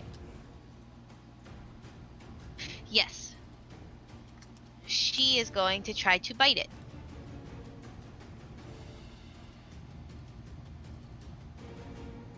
Ooh, but she has a tiny mouth and it's a very large dragon. It's hard. It's trying to find a place where his mouth fits around the bite. Just wants to chew on the bones so bad. Luckily, she doesn't have to breathe in the gas as she gets close to the Drake, too. That She's is true. saved. She's saved. Shiala, you're up. I Does am she breathe? No. going to go ahead and... So you said this dragon's looking like it's in bad shape? The one next to you, yeah. He's missing some bones now from Callum's magic stone pebble. Right now, I'm gonna take my single attack and decide what I'm gonna do after I do with my bonus attack or bonus action. I'm pretty sure that hits. Oh yeah, Shiala's on fire today. And max damage. Dang, that rest was good. What was in that crystal cavern, y'all? You guys having a drink? So how's he looking now? Still just the same? A little worse. Some bones are also clattering off his back. His tail's screw whipping back and forth. I'm gonna take a key point and try this one more time here, or 2 more times technically. And more max damage. And as you hit Oh, yeah. the bone drake crumbles to the ground, the gas dissipates into the thin air as Can I it just not waste my key point then? crumbles to the ground.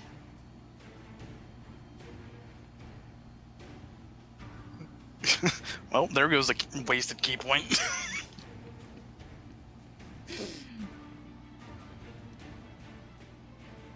I should have known. I mean, I guess I could technically make it over to the other bone dragon before I make my 3rd attack, right? We'll just say keep the key point. 'Cause Oh, that second okay. attack would have hit. All right.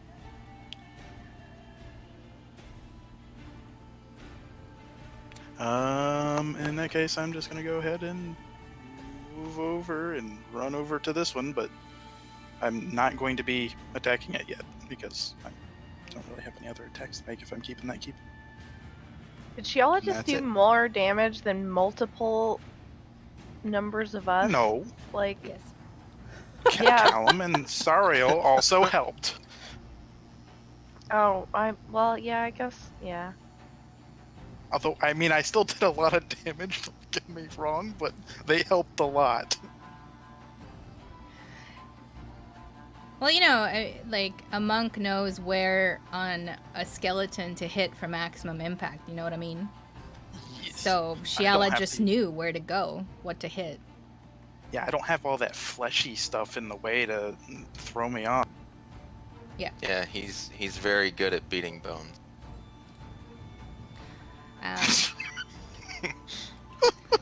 All right, why don't we take a quick break here? It looks like a few of us may need a small break. We'll come back, finish off probably this last bone drink, and then we can take an extended break after that. Stay tuned, y'all. We will be right back. Welcome back, everybody. We are continuing on with the Bone Drake attack, as it were. Our friendly dragons. friendly to each other, really. Okay, let's jump back in. It's a very super extra quick recap. Shiala essentially took out a Bone Drake almost by herself. I believe quite. Sariel, was it the Chaos Bolt that, I think it was a Chaos Bolt. I have 2 spells. I hit it with the Agonizar's Scorcher for 13, and then I hit it with a Chaos Bolt for 12. There you go. Yeah, That's a duo team. I would say at least those two did at least half the damage, if not more. Nobody ever remembers the. No, I mean those two as in you and her, not those two No, I as know. in her two That spells. was a jab at Tatiana, being like, Uh, oh, Shiala's so cool, killing it all by herself. All I'm saying is that she hit pretty hard with her non-weapon hands. That's all. Tatiana, what happened to your about voice? time I do. Look, I'm just a laid-back druid trying to throw some pebbles and find my way in the world. To be fair, I'm the one who brought up how much damage Shiala did to that. You're like, And then we're slowly working on the other Bone Drake, trying to bite its ankles, trying to throw some light in its way. Let's get to it. I did want to ask before we got into it. Where I am standing, am I able to hit the Bone Drake, or is that going down a hill? You are technically officially able to hit the Bone Drake from where you are, Okay. because you are essentially standing next to it just on the stairs. Okay. Probably be hitting its shoulder blades to get quite technical. Maybe. From the stairs at that angle. Okay, and I think That was the end of my that turn. was the end of your turn. Perfect. Oh, and this little Bone Drake is dead, but the other Bone Drake continues singing his songs. All right. It is still going to focus on Makaria because it's right there in front of it. So it has no empathy for its fellow Drake. Not really. And it's going they to... weren't really friends after all. Gonna try to bite. Misses. That damn heart's getting in the way. It's flying all around him. Hitting him in the eyes. Oh, misses again. Sariel, you're up. Okay. How's it looking? Is it looking pretty wrecked so far? It is a little, like, lower to the ground than it was when y'all first came out of the hole. And you can tell that it's the gas that's kind of swirling around inside of its skeleton It doesn't seem to be as bright as before. So it got stupider. Maybe he's Alright. sad for his friend after all, huh? Have you thought about that? Maybe he is. You would think monster. You would think he would have attacked Shiel. Okay, that looks powerful. Douche. So yeah, that's 3d8. Woo.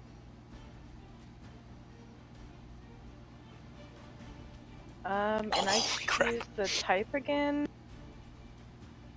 I'm gonna go with acid. Let's keep things, you know, similar. Holy shit.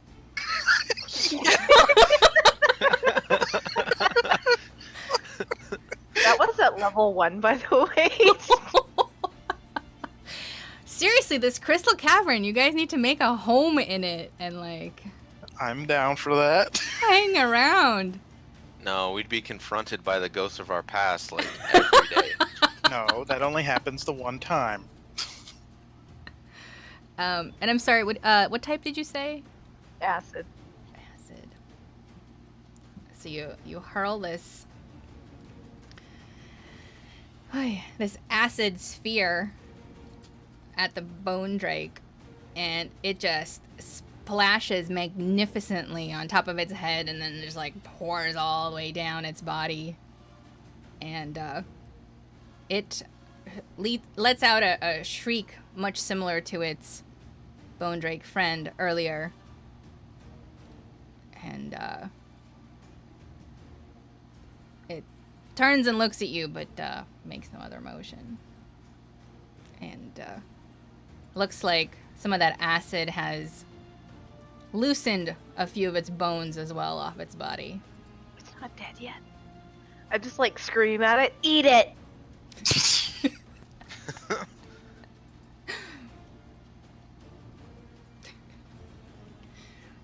That made me like extremely happy. I'm just saying, like, Sariel is so happy right now that she did that much damage with one. Like, she feels Shit. powerful as fuck right now. And what does her war cry sound like? Eat it!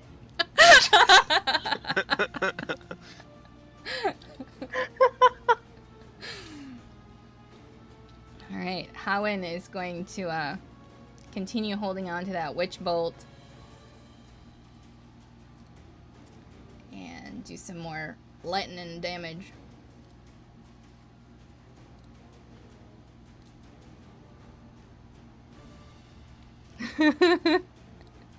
For 3.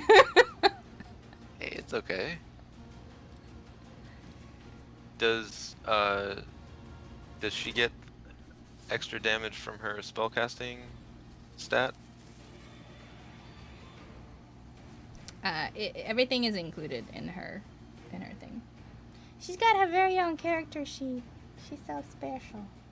Well, I was just saying because the 3 there is just showing 1d12, so I don't know if the spell itself actually adds. No. Okay.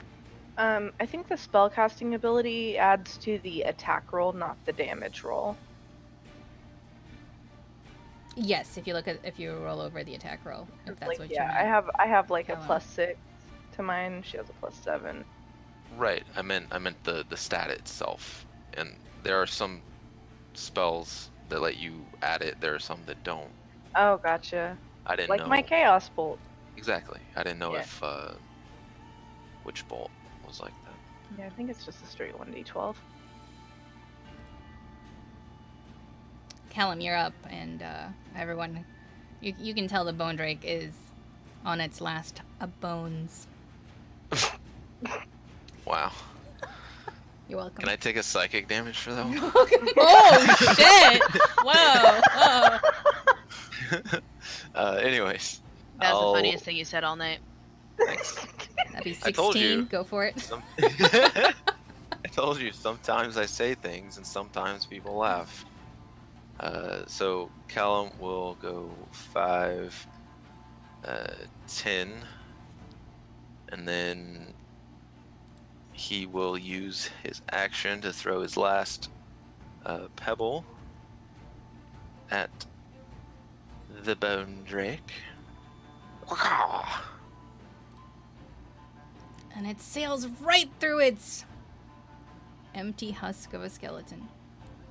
Can I use my inspiration? Oh, you sure can. Cool. I shall do so. He just wants to be the one to fell the dragon. Yes, I do. So bad. And he does it. Yay! Maybe. Don't roll a 1. I think that's probably gonna do it. What's your war cry?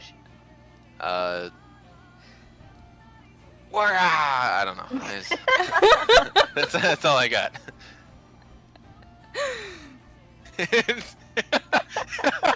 That is my word. Hey man, not cool. Channeling my inner Lebowski. That's just like, you know, your opinion, man. And then he will. Should I heal somebody real quick while we have the chance? Yeah, I will. I'll use my bonus action to do another Balm of the Summer Court. That puts me 2, and I'll give it to who's a little damaged that needs topped off. In any of you. I feel like I'm at Makari's 24 the out of only- 32. Okay, you can have it. I think Makari is the only one that actually took any damage. I think Trimby did. Oh, did he? I took the gas. I got gassed. Just I gassed. think no, didn't I? Ooh, so you get 6 more, and then another. Actually, no, because temporary hit points don't stack. So you just keep the 1 temporary hit point that you've got. Did you take damage since then? No. Okay, then yeah, you just keep the 1 that you've got. Technically, you can choose, but it doesn't matter when it's Thanks, just Boo 1. Thing. You're welcome. No, the previous hit point was better. I don't want to give it up. Yeah, right. Like when it's the same number, it gets redundant. This one's old now. I want the new one. Yeah, this is the old model. I don't know if it's just me, but I feel like we should all be immune to gas anything because we travel. Oof. With Trimby. Wow. Ouch. Well, he doesn't bathe. Smells like ozone because of the lightning.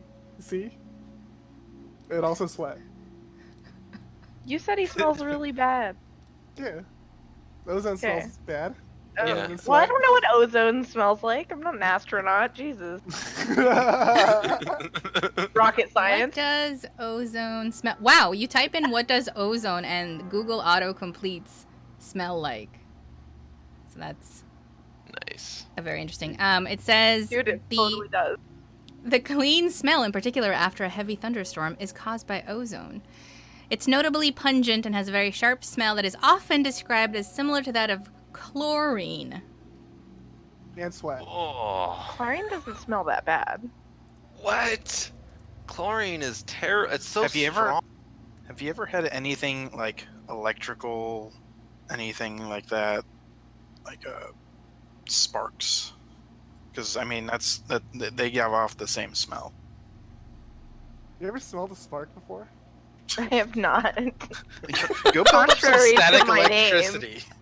I'm an astronaut. You don't need to smell sparks. Alright. So many wonderful questions today. Have you ever smelled sparks before? You tell me that. Do you know what purple tastes like? Grape juice. All right, so Callum throws that last stone. I'm assuming is it at the face? That tends to be where you aim. Yes, I always aim for the face. And as soon as the stone makes the impact, the entirety of the bone drake just crumbles to the ground, and the blue gas dissipates all around it. They now know the power of my stones.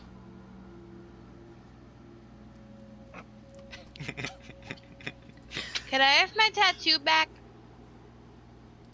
I'm not sure what that means, but yes, go You, for like- it. I can't resize it like you did. Oh, special. There we go. Thanks. No problem. See, now I'm just imagining Makaria like pulling a tattoo off of herself and throwing it at an enemy. I am magic. It is literally and figuratively the hunter.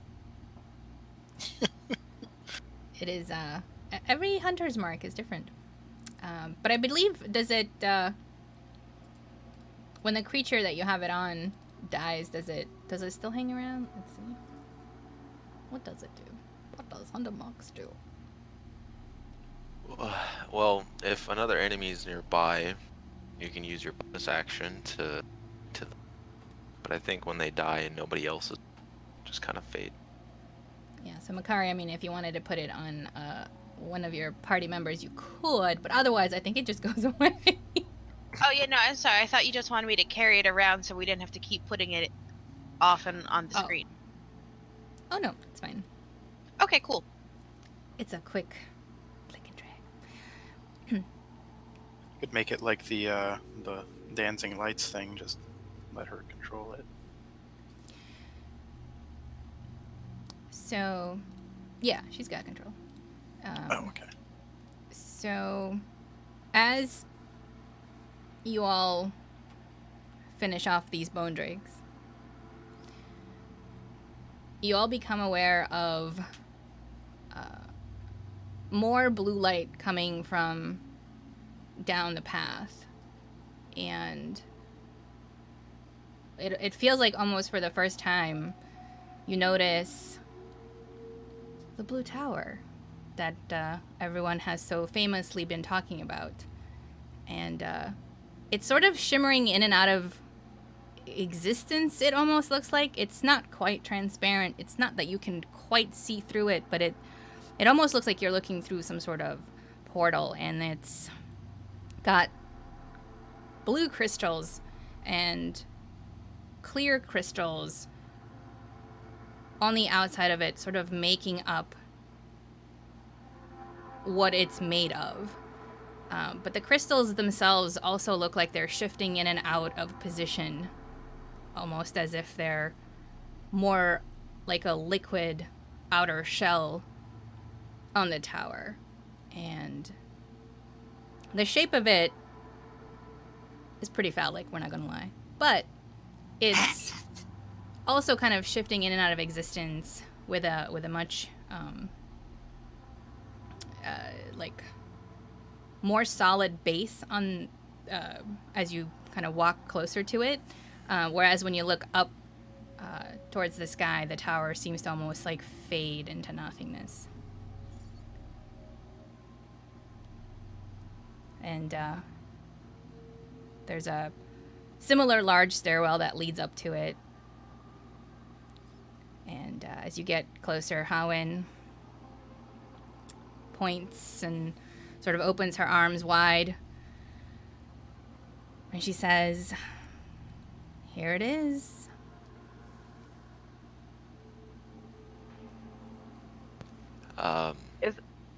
Sorry. Wow, that's What is it with the crystals? yeah.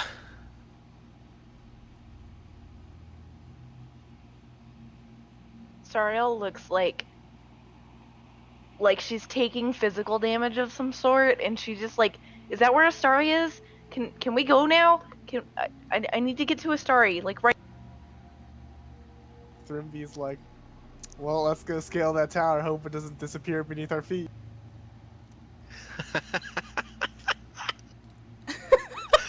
Always the bright ray of sunshine.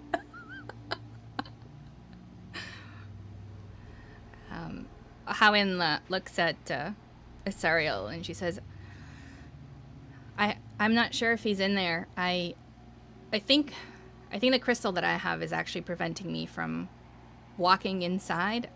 And as she says this, she goes up the stairs. See? And as she gets closer and closer to the doorway, it almost looks like she's starting to phase in and out of existence, but then all of a sudden, like, she stops as if she hits a wall that is not visible. And she puts her hands on it, and she looks visibly pained. She's like, and I can't get past this. And then she takes a step back, takes a deep breath.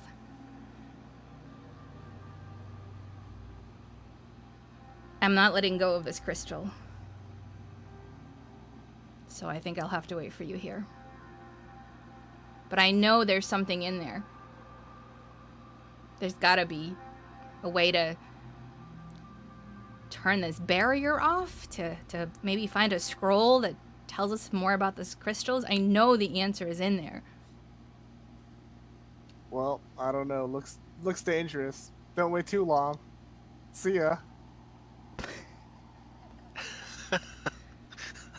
And All Thurby right, leaves, or what? Where's Thurby go? Ruby heads towards the crystal tower. Oh, Shiela wants to turn to Hawyn, and she remembers her magical items and wants to ask Hawyn if there's any way that she can tell what these items do.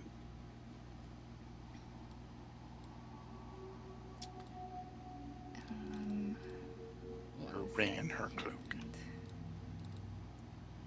While that's happening, Sariel is just looking around for like any sign of like maybe a lever or anything to turn the barrier off, or you know, maybe can make an Arcana check here in a bit to try to see if she can figure out what the hell's going on.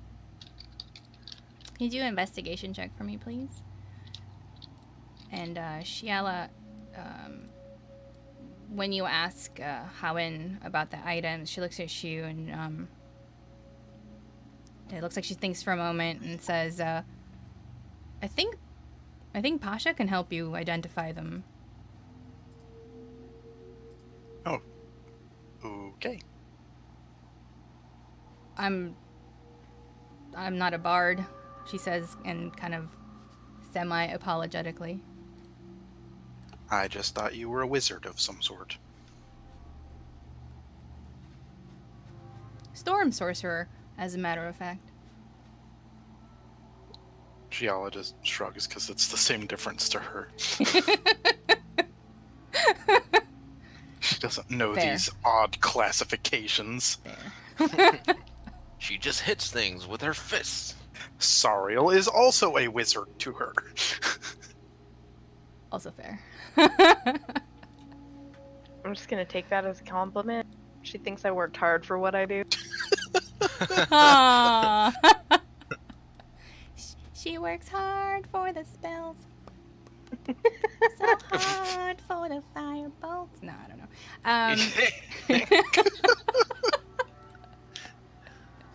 And thus ends Tatiana's short singing career. Does anybody else want to say or do anything? Shiala's gonna join Sariel in searching things when she's done asking. Macaria follows Thrimby.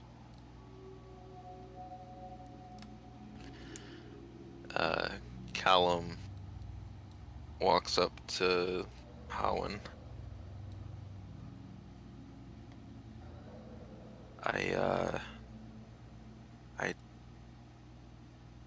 don't want to leave you here. What if I Hashtag walk? don't split the party. What if I walk in there and I don't come out, or I'm sent back in time, or you disappear?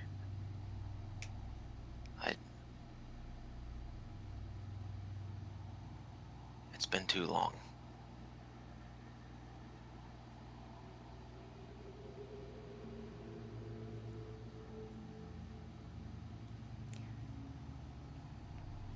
Hawyn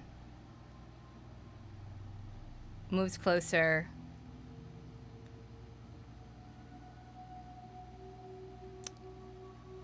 Kisses you full on the lips. And shakes her head. You'll be fine. I've been in there before. 300 years ago. I just don't think I can go in there with this. But I'll be safe out here. Callum kisses her back and says, I promise you, I will come back.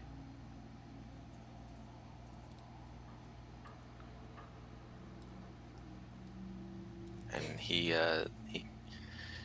kisses her on the forehead, and then starts to follow Thrimby and Makaria.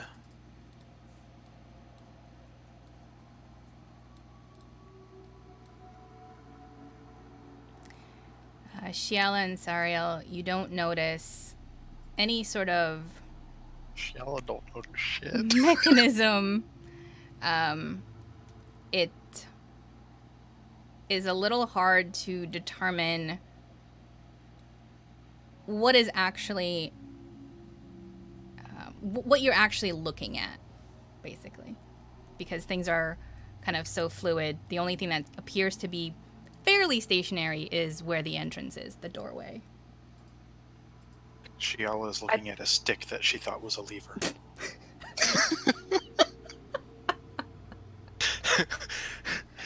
Maybe I would this like is a broken part of a mechanism.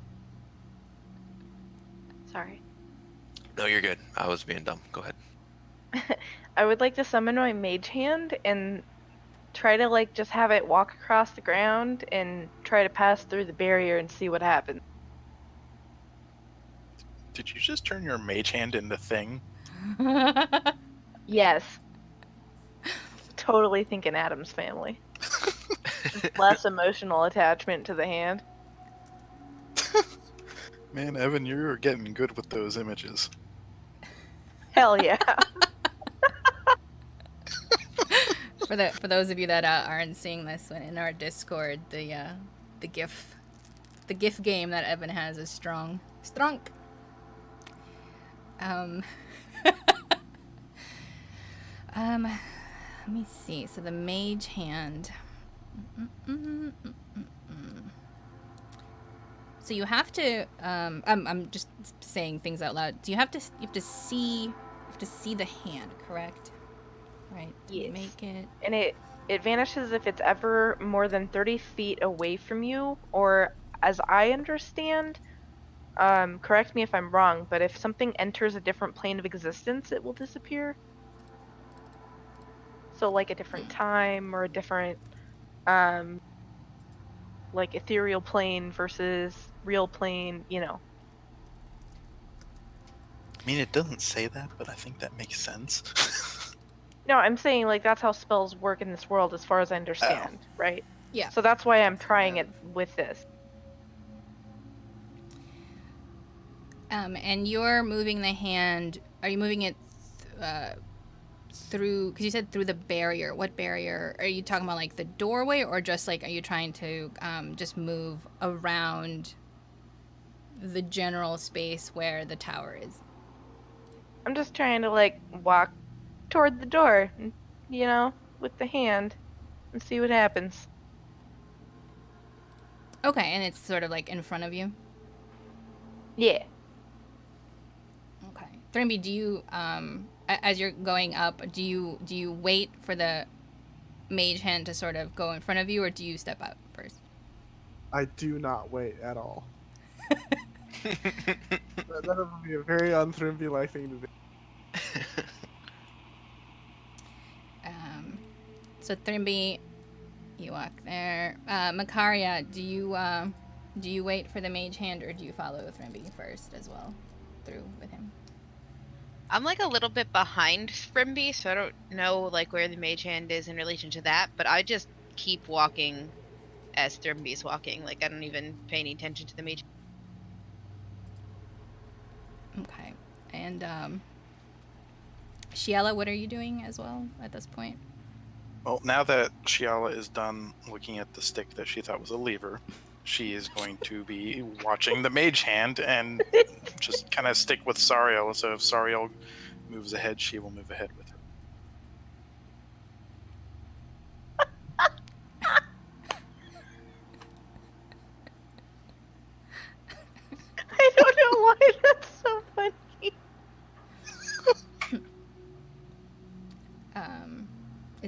on a different.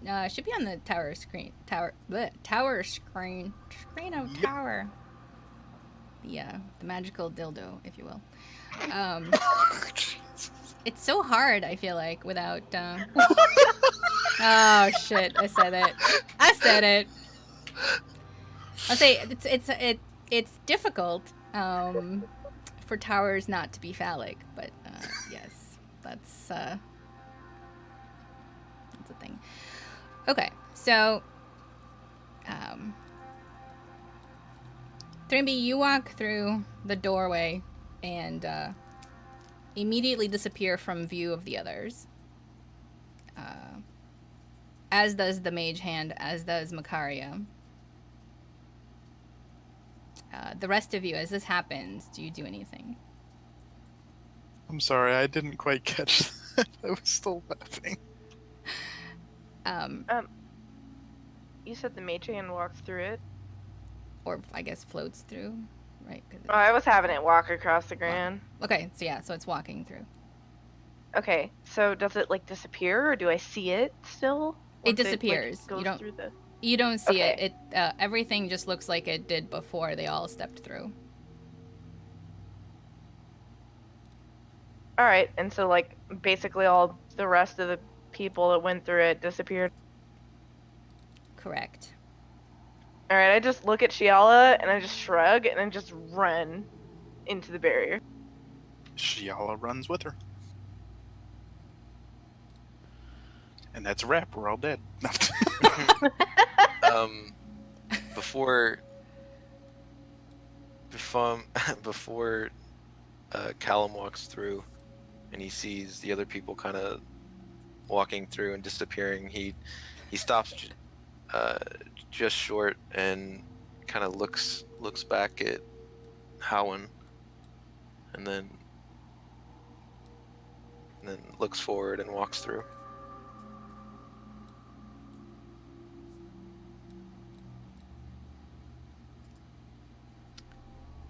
All right. Please hold as I work some magic. No, no, no, no, no.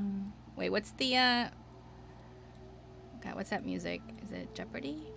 Da, da, da, da. Da, da, da, da, da. Da, da, da, da, da, da, da. That's the Price is Right, bruh. Hey, but it still works. But it's not Price the is waiting. wrong, Bob. All right, fine. I'll do Jeopardy. Do, do, do, do, do, do, do. Could do X-Files. Do, do, do, do, do, do, do, do, do. There you good. You happy? Karia, always gotta call me out. I thought it was me Never that called happy. you I'm out. a 19-year-old girl. A young Deal with all woman. that Okay, trauma. a young woman. Yeah, I'm out. I'm like a full adult now. Yeah. So as all of you step through this doorway, you feel a tingling sort of as you step through the threshold of the door. And as soon as you get to the other side, you notice that you are indeed inside of a building, mostly made out of stone. Looks like some parts are held together with wood, some parts with metal.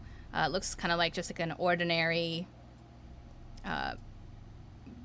tower that you might find, like a castle type environment. But there are blue crystals that spring out from the walls and from the ceiling, and they light the way. And it's bright enough to see, but not bright enough to be bright light. But you have no trouble. None of the humans have any trouble seeing inside, and the glow is pretty powerful, pretty blue, and you Very get a pretty. feeling of peace as you step through the door.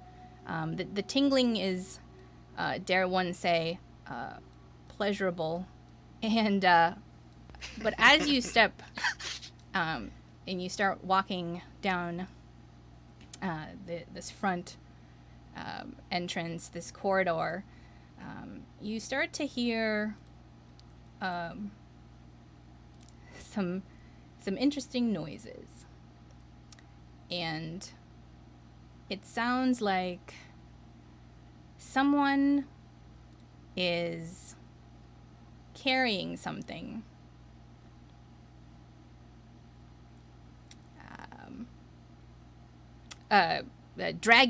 Dragging something across a floor, maybe like chains, and it sounds like people are walking. But it doesn't seem to be coming from any particular direction. And it feels like it's almost all around. You get the sense, too, that it sounds like maybe you're underwater, but not all the time. It is unsettling, especially in contrast to what it felt like walking through the door.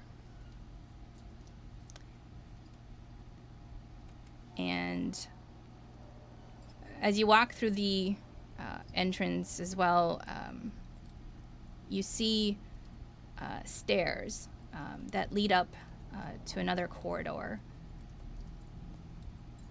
And when you look down the corridor, it seems to lead to more stairs at the end of it that also lead up. And you can see that there's what looks like two ways that split off from the main corridor, one to the left and one to the right. Time to split the party.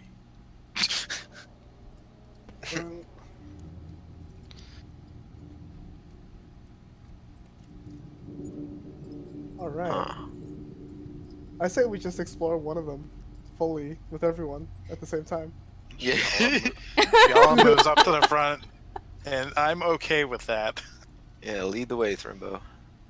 All right, Thrimbo's going. Is this what you're talking about? We can look here. Yes. So let me. All right.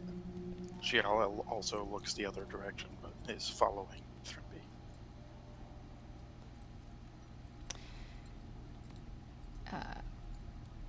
So as you look to your left, you see that the it opens up into a very large room. And there is a table in the middle, and it's filled with all sorts of items and books and scrolls. What's this thing? It's your mage hand. Oh, that's your mage hand, sorry. Yes, your mage hand is there. Cool. Made it through with you.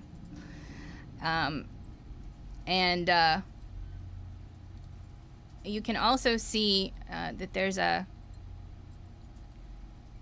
looks like a skeleton with some green gas walking around in the room as well, So there's to your a left. walking Art. And there's 8 columns that extend out in that room. Looks like they're the main support systems for the entire tower. Further down, you can see that there's another side room off of that room. To your right, you see a much smaller room. There are some empty torches and also some missing torches on the walls.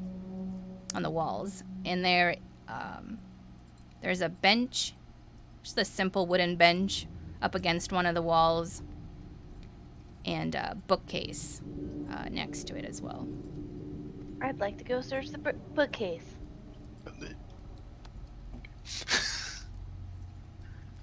Do investigation, please.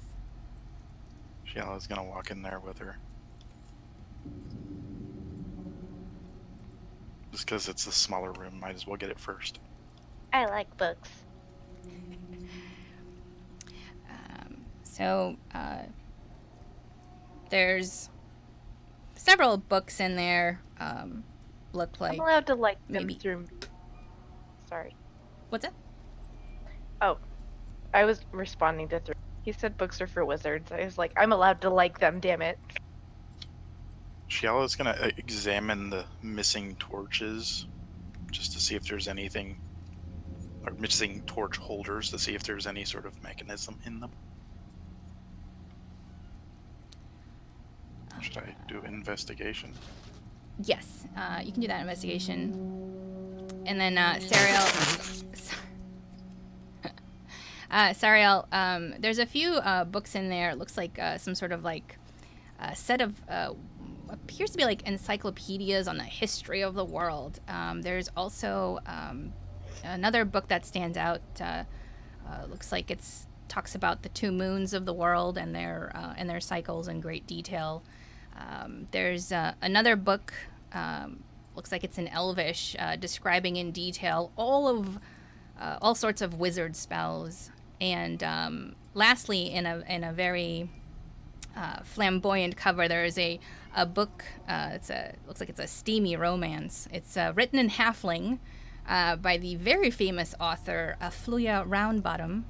This is her 3rd book, Betwixt These Stones. Ooh. What races is it about though?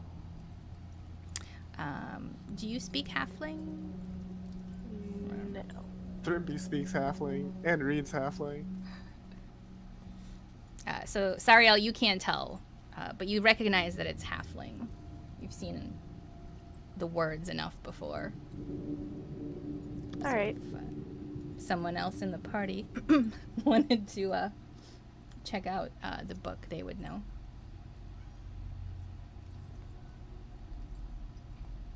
So yeah, Shiala just thinks she found a broken lever. Shiala, you go to investigate the torch that's on the closest to the bench there, and as you look at it, it kind of just comes right off the wall and shatters to the floor. It looks like maybe rusted a little bit or something like that. Unclear. I didn't do it. Shiala just sighs and kind of goes over to look down the hall. Did the skeleton notice the noise? The skeleton did not, and I don't know why these moved. You also notice that in the wall, these are supposed to be they're in the wall. You notice 2 spirits, similar to the spirits you encountered in the cavern. Looks like they're just literally hanging in the wall, but they don't seem to have made any notice of you, as neither did the skeleton. Makaria, Thrimby, or Callum, is there anything you'd like to do? I tell Makaria, there's a skeleton there. Let's open up on it. I'm down.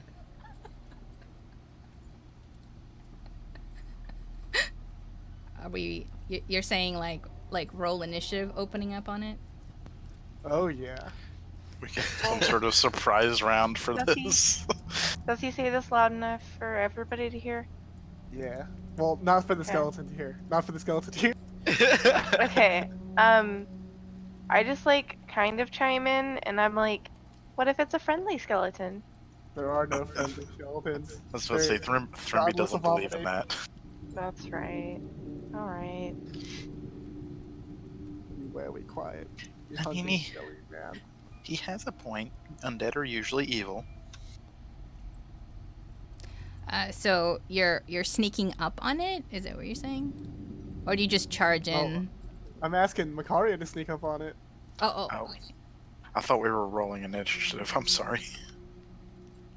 Does Makaria need to roll stealth or anything? Yes. She's gonna sneak. Yep.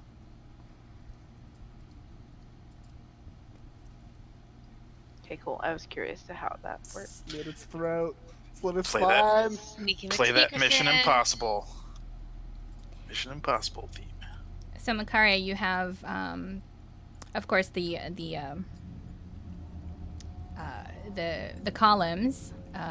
There's also the table is probably about several feet off the ground, about 3, maybe 4 feet wide. It's very long. Runs almost the entire. Certainly runs almost the entire length of the columns that the columns span across the room. Maybe 30, 35 feet.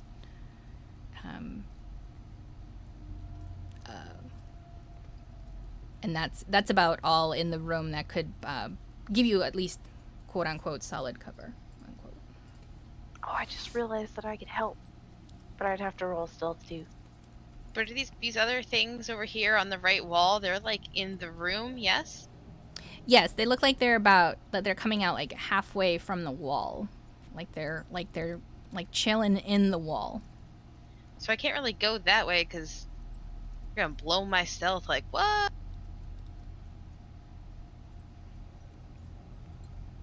Correct. What is it that you are? You just want to sneak up on the skeleton to attack it, or did you want to do something else to it, or? I guess I didn't know I was gonna be stealthy until like right now. I thought we were just going in guns blazing. This is not how we normally do things, Drimby. Oof. I mean, we could, I guess. All right, no, I'm gonna be sneaky. I'm gonna try to be sneaky, but I don't know what I'm gonna do when I get to the end of these columns because there's nowhere else for me to hide. I mean, I could like shoot. I am also going to try and be stealthy. Don't blow this for me. I was thinking of having my mage hand make a commotion, you know, like take one of the cups and throw it at the wall and direct everybody's attention to the wall. So Shiala is sneaking behind Macaria. I assumed that since we have the same role, that should make things easier. You're stepping in my exact footprint. Yes. I would like to point out I do have that as a skill that it's like one of my specialties. Hold up one second as you keep going forward. Thrimby, you've told Macaria to basically go for it. Are you still outside the room at this point? Yeah, I'm gonna let her do her thing. Okay. Sariel, are you doing anything with your mage hand as they sneak away? I rolled a 16. Am I stealthy? Yes. Okay. I'm gonna like take me and my mage hand and go in here and like just like kind of hide behind this here pillar, and then I'm gonna kind of just peek out a teensy tiny, and I'm just kind of waiting on them to make a move, or like to see if they're ready, and like when basically it's kind of like the help action. When I see Macaria start to make her move, I'm going to have my mage hand grab these. Oh wait, are these shackles more than 10 pounds? Shackles. Let's see. You could probably grab one, and the other sort of just hangs low, pulling the mage hand a little bit low. Okay, what about... Oh, I see some keys here. Here's a lock. You know what?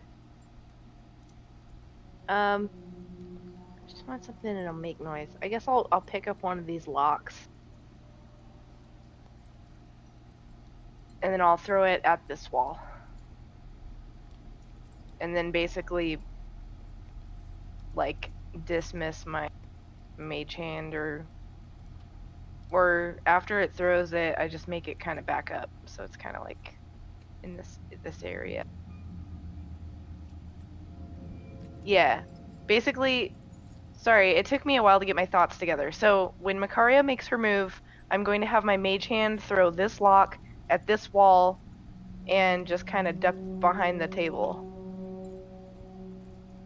You're gonna duck behind the table, or the mage hand is? No, the mage hand will. Okay. Like, it's gonna throw it, and then with it then within hide. the same movement, just kind of like keep going down and hide behind it. And I'm still behind the pillar. Okay.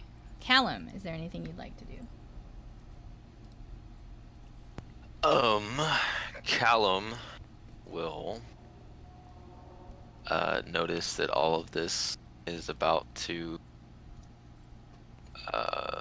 get more interesting, and he will go ahead and grab into his bag of pebbles and grab 3 more pebbles and just cast Magic Stone in preparation and be ready to start chucking some pebbles when stuff starts to happen. When shit hits the fan. Exactly. Yeah, I was trying not to say it because I don't want to say, oh, it's gonna go bad. There's no fans in here, guys. I'm a fan. Just don't throw shit at me. You are punny. Not even those little paper fans? I like those things. I need a blankie. I'll be right back. I have a blankie. I would let you use my blankie, but we're trying to be quiet, right? Yeah, I need to wash mine Right. after I let Thrimby use it. We stay quiet. I would let you use my blankie, but we're trying to be quiet right now. I'm not sure. Oh. Because his blankie is chainmail. I'm back. Oh. Yeah. I get it. Okay. All right. So just so I understand, Makaria is going to give a signal. Sariel is going to take the mage hand, pick up the lock, throw it up against the wall, make the mage hand hide under the table. Callum is awaiting with his pebbles from still in the main corridor. Shiala, what will you do when that happens? Shiala's going to, I guess, wait for Makaria to make a move, so I don't know if that's a thing. Okay. And Thrimby, what will you do? It's a thing. I'm just ready to charge in like a maniac, yelling my ancestral war cry. Dude, this shit hits the fan.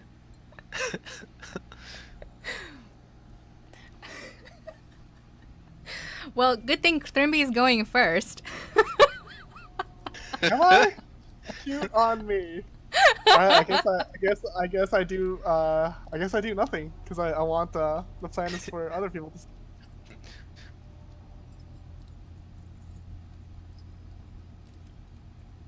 Yeah, I do nothing. That's my turn. I do nothing. Yep. All right, let me just add these initiatives on. Ba-ba-ba-ba. Oh, hey, a spirit moved.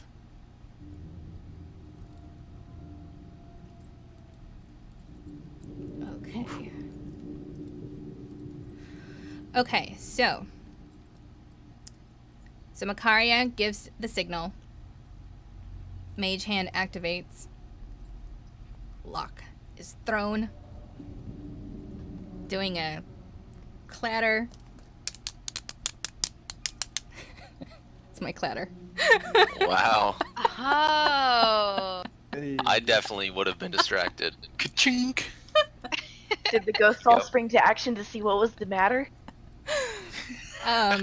When that noise happens, the blue spirit pops right out of the wall towards and looks towards the source of the noise and sees the lock, and then immediately looks to the table, not in anything in particular, but just towards where the table is, that the part that it can see through the columns.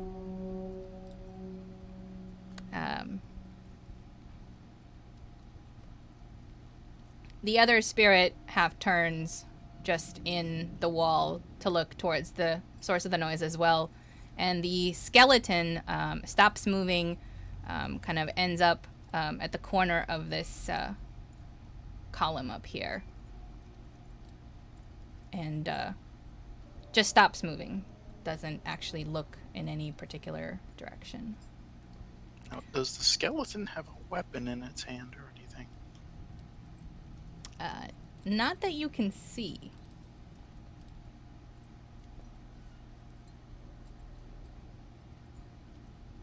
I meant for the mage hand to be moving, like, basically at the same time as Macaria, like, once she starts actually moving. She said she was going to give you a signal to do that. Yeah, I signaled it. Okay. Macaria, once you signal, do you just you Then essentially have the surprise on these wonderful creatures. So I'll allow an actual action to be done as well by whoever attacks first, quote unquote. I want to like run up and try to attack him while he's looking the other way. Is that a thing? That is a thing. I want to stab him.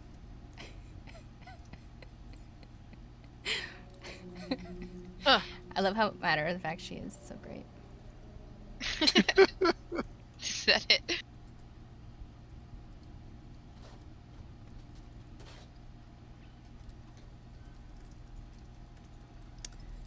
Let's see.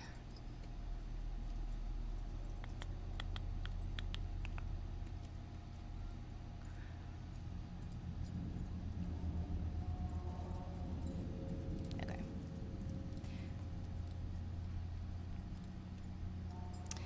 You hit. Oh, okay. Then I do this thing. Okay, so I hit him for 6, and then I want to stab him again.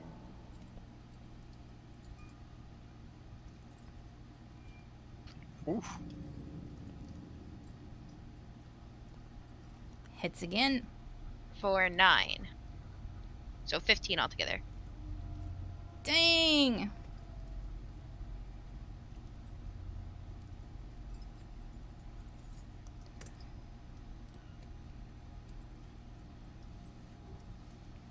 The surprise attack goes swimmingly well. The skeleton is stopped in its tracks by the mage hand creating a commotion.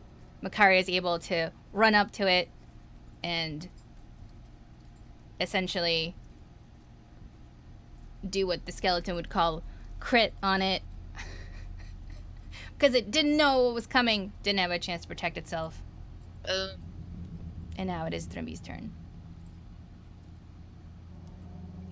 Alright. As soon as he sees Macaria come out, Trimby starts like screaming his head off. And Trimby was like a McMorgan ancestor who had a sword named Iron Brand. Trimby doesn't have it, but it's like the war cry. You cry the name of the sword. So Trimby's just like screaming like Iron Brand, Iron Brand as he runs out. 5 spaces, and casts a guiding bolt at the skeleton.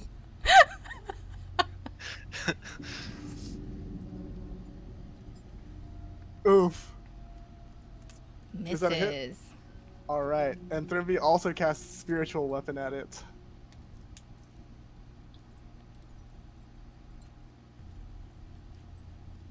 Is that a hit? It is. Where is the spiritual weapon? Here we go. Bam. Right there. Alright. Did the guiding bolt hit? Nah. No. 9 damages. 9 damage. Iron Brand! You're such a confusing and an alarming character. That's what I'm going for. And that's my turn. How does the where does the boomerang attack? What do you mean? It sweeps for the legs. Oof. Sweep for the leg, Johnny. Catch it. Sweep for the legs, Iron Brand!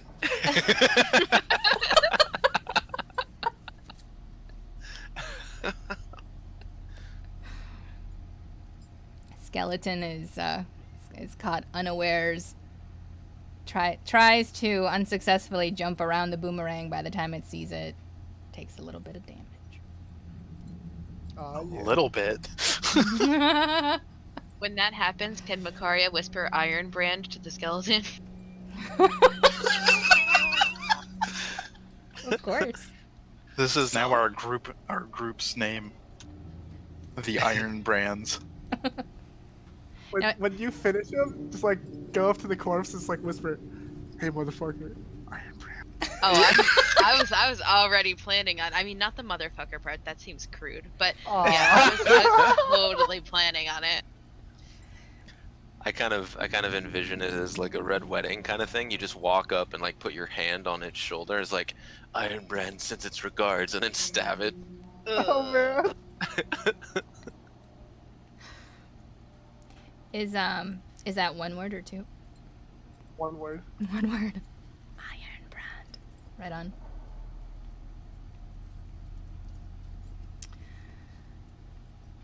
The spirit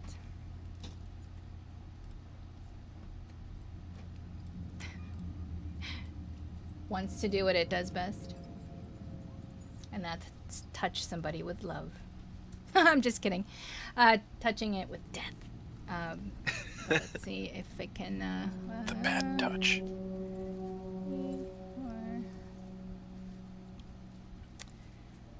So.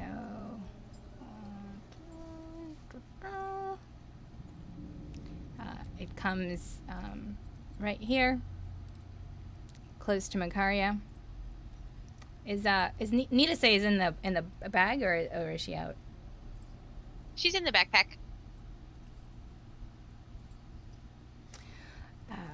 And the spirit's gonna reach out and try to touch Makaria. Well, isn't that touching? Yes. Shiela. Shiala is going to run all the way over there with her 40 speed to right there, because that's 40 feet, and is going to punch the skeleton. So it's not good.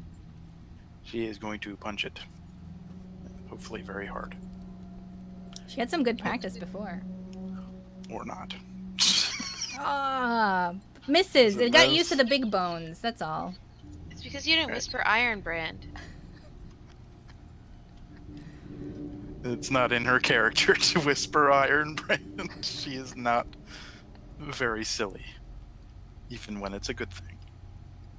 She's gonna do her second one. Does that one hit? Presumably. Yes. All right. 7 damage. Punches it in the back, maybe? I don't know. Whichever way it's facing. At this point, it's facing sort of in the direction of Makaria, mostly. Okay, so I guess she's punching it in the face. These poor villains always getting hit in the face. As you do your attack, you notice that it gets hit a little harder than you thought it would, and ends up taking a little bit more damage. You get the Breaking sense bones. that, yeah, it's got some sensitive bones there. And it is not looking good. Sensitive bones, like Briffic. Does that end your turn? Yes. Not wasting key points on that.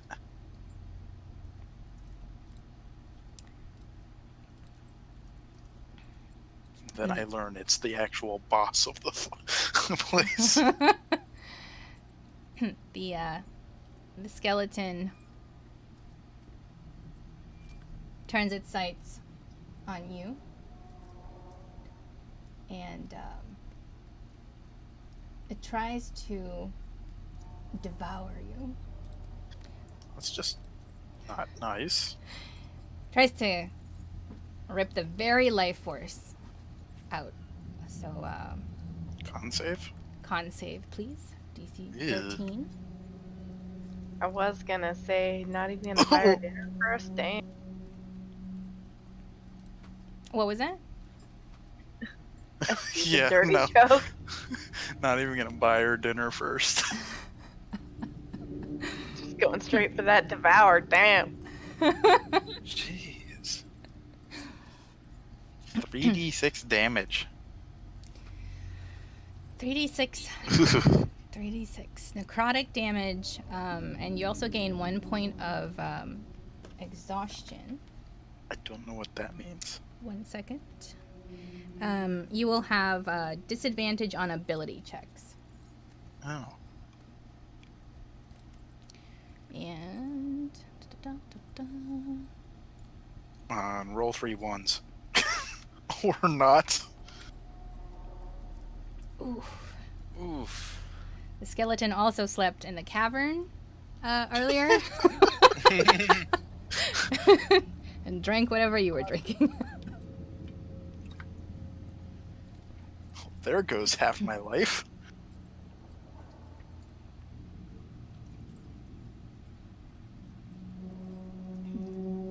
That was almost max damage.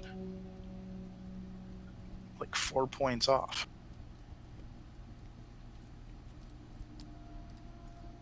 Sariel, you're up. Okie dokie. I'm gonna move up here. Do I have enough? 5, 10, oh, that's 30. I forgot what my speed is. Where the fuck is my speed? Oh, there it is. It's Above 30. your hit Cool. points.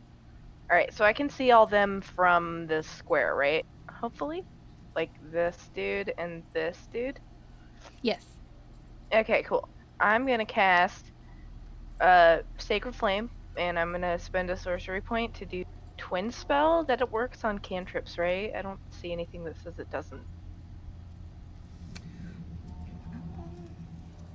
Which cantrip? Sorry. Sacred Flame.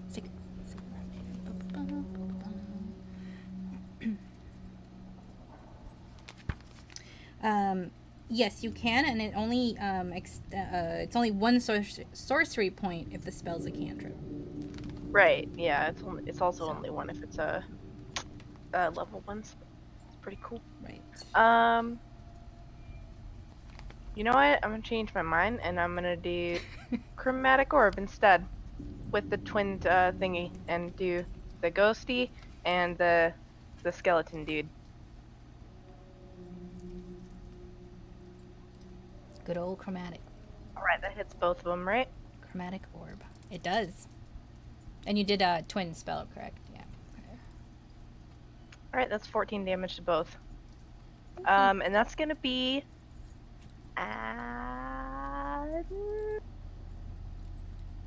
acid? Maybe?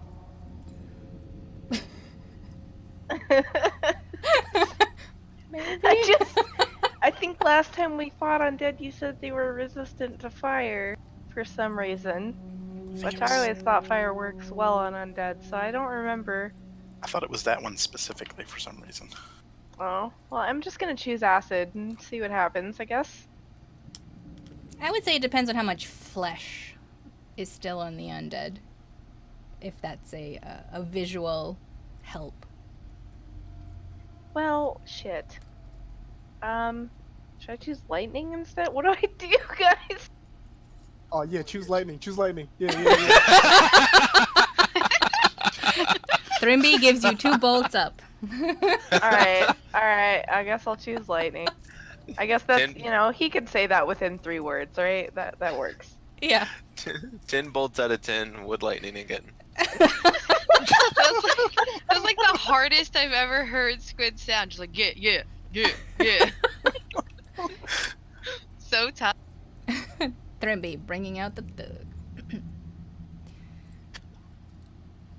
So lightning, yes, is that final answer? Yes. Do I have to use an action to dismiss my mage hand? Yes, I believe it's a concentration spell, so you just have to, or you don't have to use it. Well, hold on. Before I Just say. like stop concentrating on it. Before I say. Oh, no, you know what? It's not a concentration. It just lasts for a minute until you dismiss it as an action. Okay, I'm just gonna let it run out and whatever. Okay, that's my turn. Thank you. Rip Mage Hand. Nobody loves you. I'm sorry, Mage Hand. Sorry. Wait, I can move it as a bonus action, right? Hashtag don't know my own spells. Nope, it's wait. Don't believe so, because moving it is an action. Hold on. Yeah, because you use your action to control the Okay. hand. All right. Yep, it's just gonna stay there then. Thank you. Sorry about that. Completely forgot.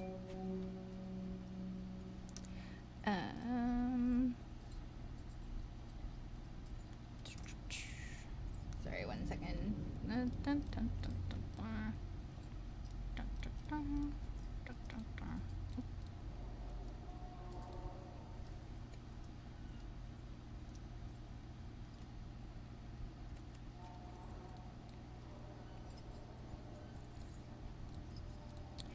Alright, so 14. The skeleton takes the brunt of the lightning, and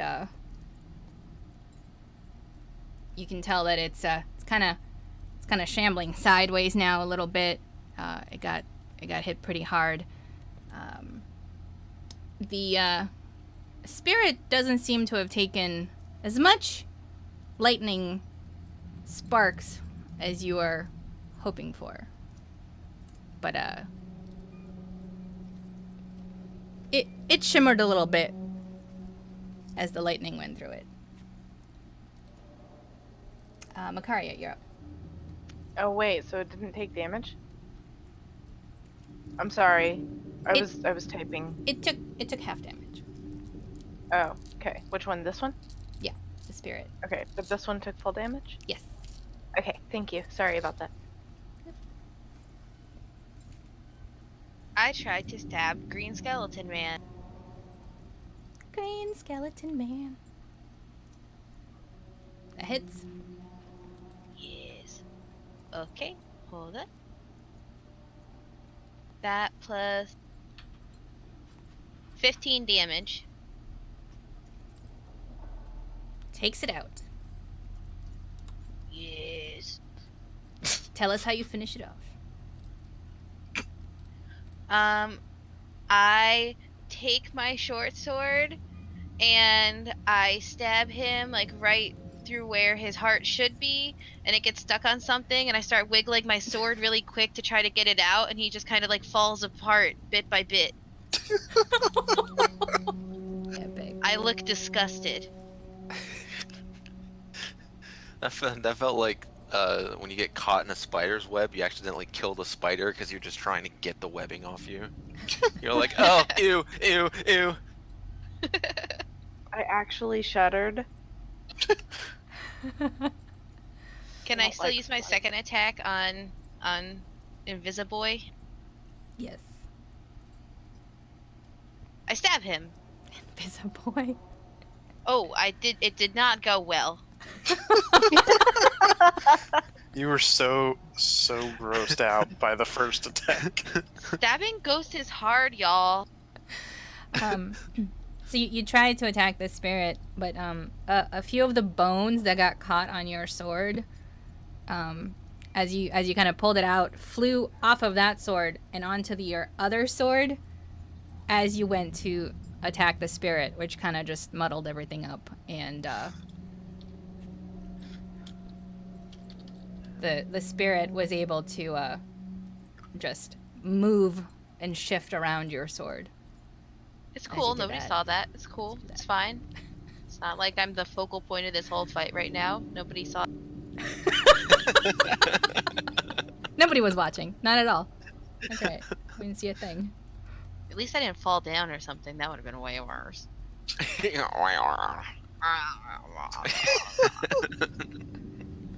Is that your war cry? Okay. Nita say, does she do anything? Yeah, she stays in my backpack. That's what she does. Woo! Bam. And finally, the magic pebbles. I mean, Callum, you're up. Hey, I'm worth more than my pebbles, okay?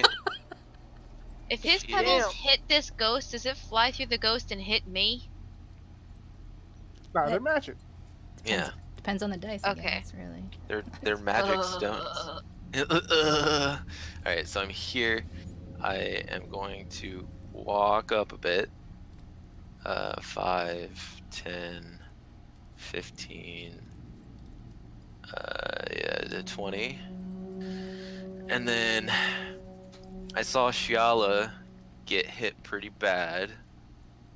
So I will do my thing. That's right, I And did.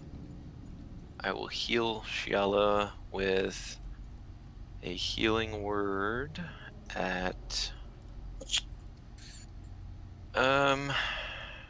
it was pretty bad. Yeah, let's do level 2. Healing word at level 2 as a bonus action. Cool. And then so that's 8 points of healing. I mean, I should have been more, but you know, whatever. Healing word. And then I will throw a pebble with my full action at the ghost, or with my regular action at the ghost. Before you do that, what is your healing word, please? Oh, the word that I actually use. Mhm.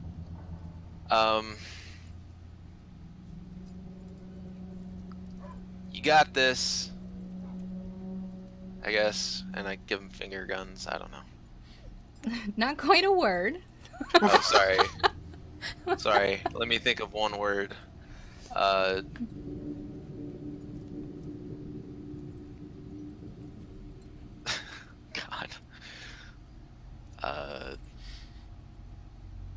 You can think of the word if you want after your Healing. turn, and then I you just can go let us know. healing.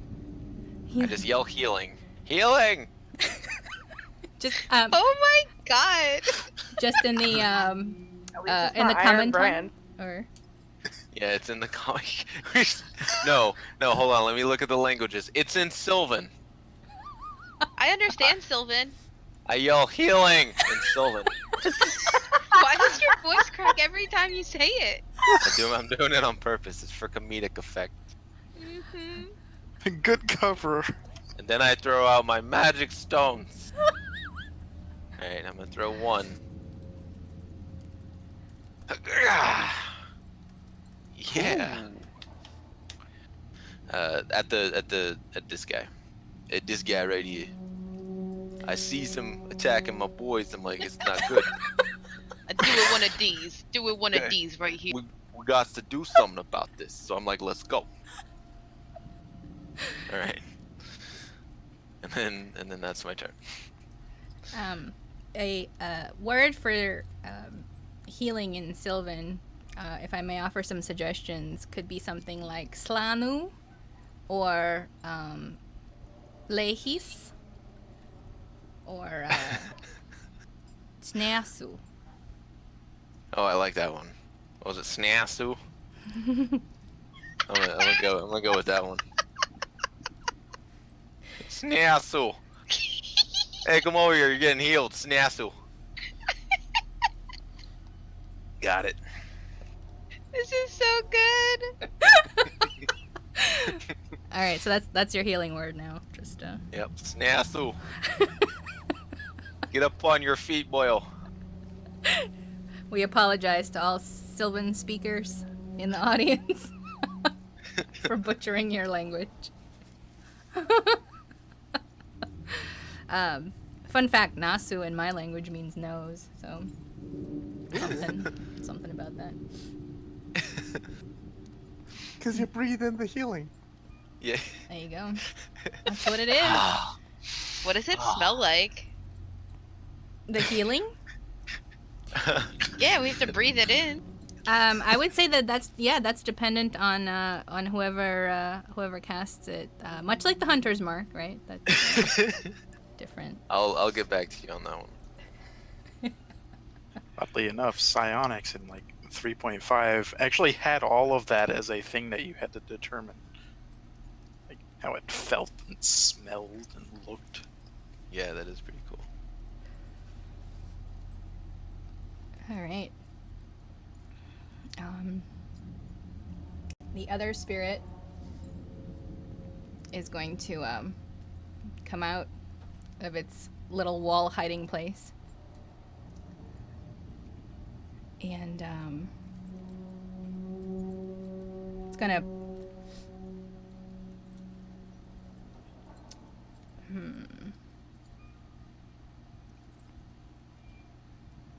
look at Thrimby Target-rich environment. and try to scare him. Uh-oh. Need you to do a wisdom saving throw, please. DC 10. Uh-oh.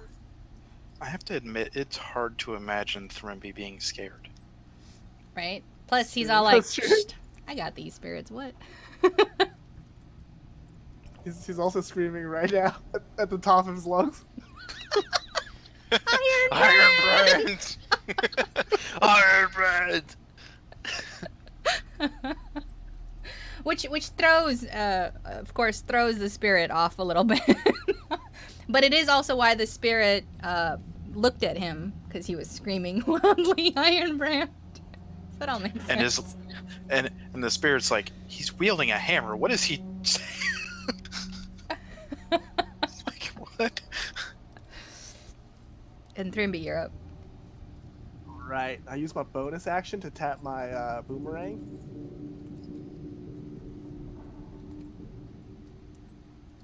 On blue spirit. That's a miss. Sadly. And I just straight gun it for yellow spirit with my hammer.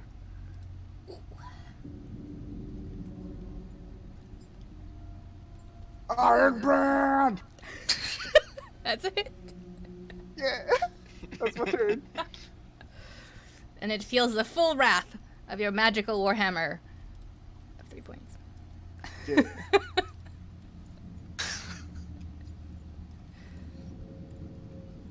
Yeah, I can't wait for level 6.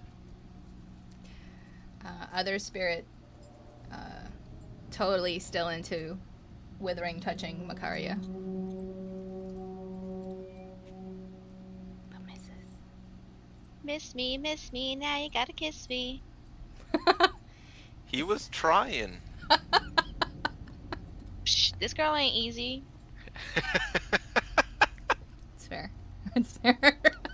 Hashtag romance options. So can Shiala stand over top of the pile of bones to attack this spirit? Yes. Alright. She's going to step in there and punch the ghost. And we're gonna see how that goes before I decide to spend any points. That went pretty well. I think I'm gonna save my key points though. Never know when I might need them. So I'm just going to do my one extra attack. Does that hit? Yes. They don't have a very high AC. So that would be 15 points total. And because it is a spirit, you Yes. are able to hurt it, but it doesn't take the full brunt of the damage as one might hope. But it's the spirit is visibly more transparent now than it was before. I'd like us all to appreciate the fact that Shiala is punching a ghost. Yeah. Yep. Go, girl.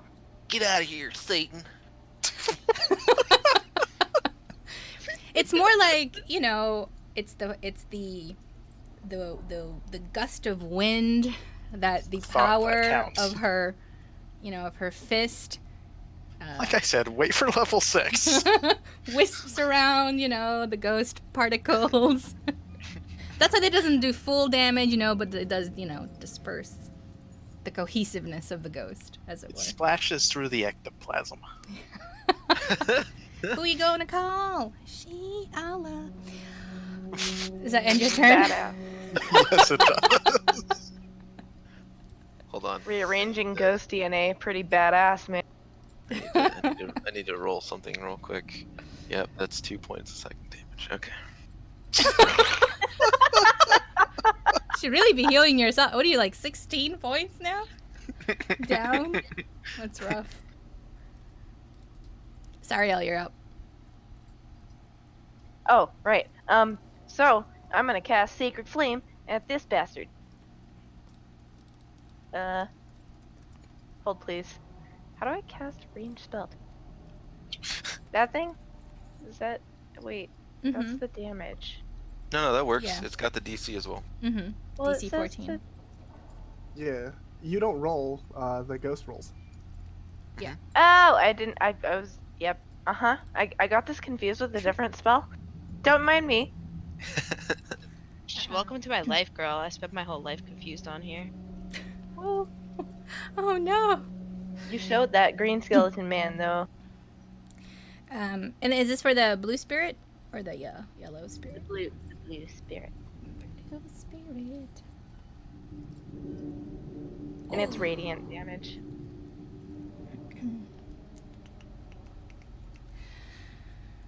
And then 5 damage. As you hit it with the radiant sacred flame, you notice that it almost fades out of existence and then barely holds on at the last moment. Guys, it's at like 1 HP. What's on an it. HP?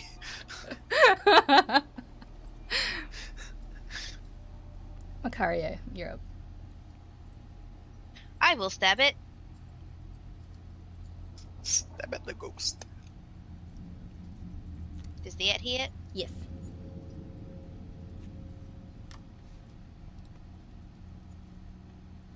Does that kill it?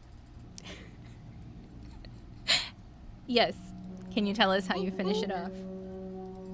Ha! It was at 1 health because that would be 1 damage rounded down.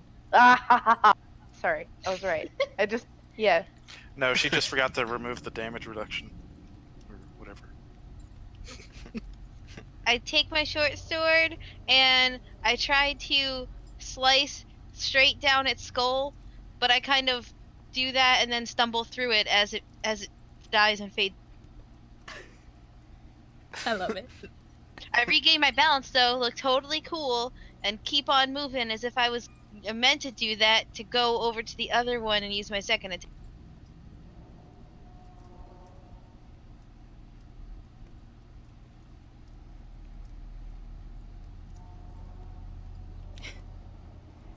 I will stab it. Stab, stab. Has this one taken damage yet? Yeah, like 3 damage for me. Okay, Yeah. so I get that, and I get 15. That 3 damage counts through me. Yeah. 15, and that's piercing? Yes, ma'am. So it's as you stab at it, you notice, of course, that it's a ghost. So it takes a bit of damage as you rile its ectoplasm up, as it were. But it doesn't feel like it takes the full brunt. of Is the damage. Hunter's Mark piercing? I haven't used Hunter's Mark.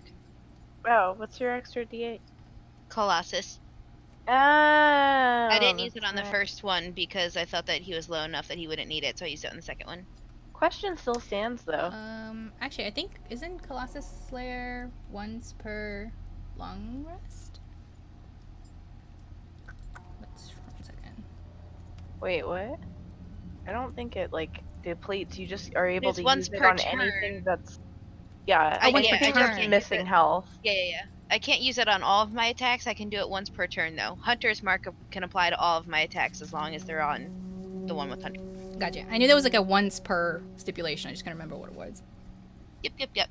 No worries. I haven't cheated. I've only used it once per turn. Oh, that's... Does that end your turn? Yes, it does. Need to say, still staying in her cozy backpack. Yes, I'm scared for her. I'd rather her not be biting things that are ghosts. Doesn't make any sense anyway. Her bites could be magical for all you know. Try to bite that dragon. I mean, she is helpful sometimes, but like right now, I just like her there. She gives me moral support. I like her. I get it. I get it. I don't disagree. Callum, you're up. Okay.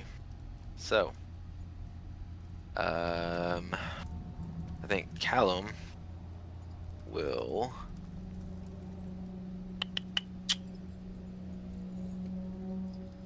Yeah, he's just gonna throw some more pebbles. So here's one. Hiya! That hits. Yeah. God, my aim is good. All right. Did anyone really take that much damage? I don't think anybody's taken. I mean, I'm still 6 down, but I feel great. don't go wasting spells on me or anything. Yeah. I'm not. I'm just trying to make sure everyone's still good. Okay, I think we're all good. We're all fine here now. How are you? I think I'll just not use my bonus action. Move a little bit forward and call it a turn. Yeah, that's it for me. I just threw a pebble at him. Those pebbles, though. Yeah. Yeah, in Hunter's Mark and Colossus Slayer, the damage type is whatever the damage type of the weapon that was used in the attack. That's a good Yeah, question. that's what I thought.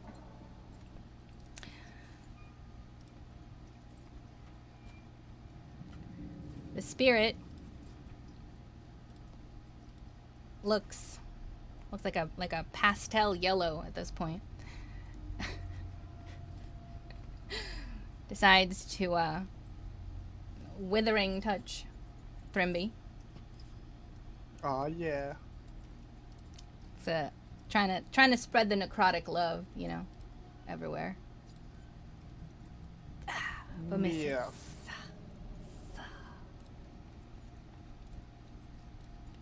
Thrimby. Thrimby gonna move his boomerang over. Oh, it's over here. And we're gonna tap that with our bonus action. Oh, another 9. And then we're gonna scream Iron Brand at the top of our lungs. Ooh, and miss.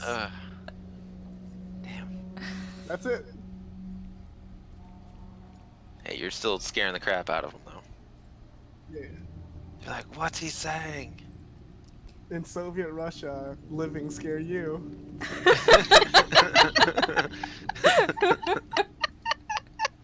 In the Soviet Blue Tower, dwarf cleric scare you. Yeah. Yeah, the spirit's been both annoyed by but also enthralled by your yelling, which is why it keeps attacking to you. It's like it looks like it almost wants to like shut Thrimby up. Like it's like, you know, when you walk past a fence and the dog barks and you're like, shut up, I'm walking by, just shut up. You don't have to wake up the whole neighborhood. That kind of feeling. That's what I can't not think about these spirits as Russians now. It's like, come here, I want to hug you. I want to give you a hug like big Siberian bear. Alright, so Shiala is going to go all the way around here because the boomerang is now in that space. But I have a lot of movement, so I can do it. And punch the ghost again.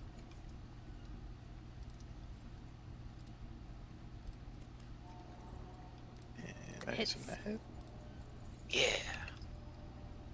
I'm rolling high on damage at least. I'm gonna just roll my normal extra. I don't know if that one hits. Does not. And I think it's my turn.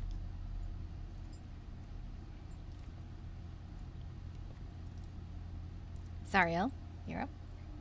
Alright, I'm gonna cast another Sacred Flame. If I can open my character sheet. Boom. Sacred flame. Ooh. Sweet, 6 damage. And that takes it out. Tell us what happened, Sariel.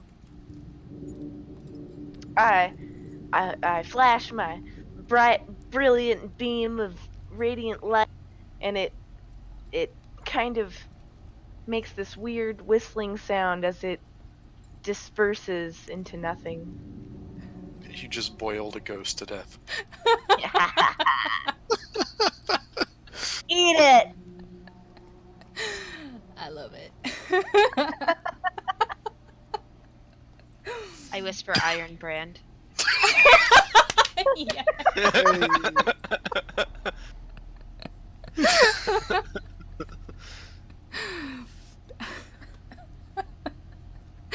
That has to be. He's like, oh, that's the spirit, and I clap Macaria on the back. Oh, That's Finally, the someone spirit. approves of me. Romance option unlocked. Oh, Jesus. Dun dun dun.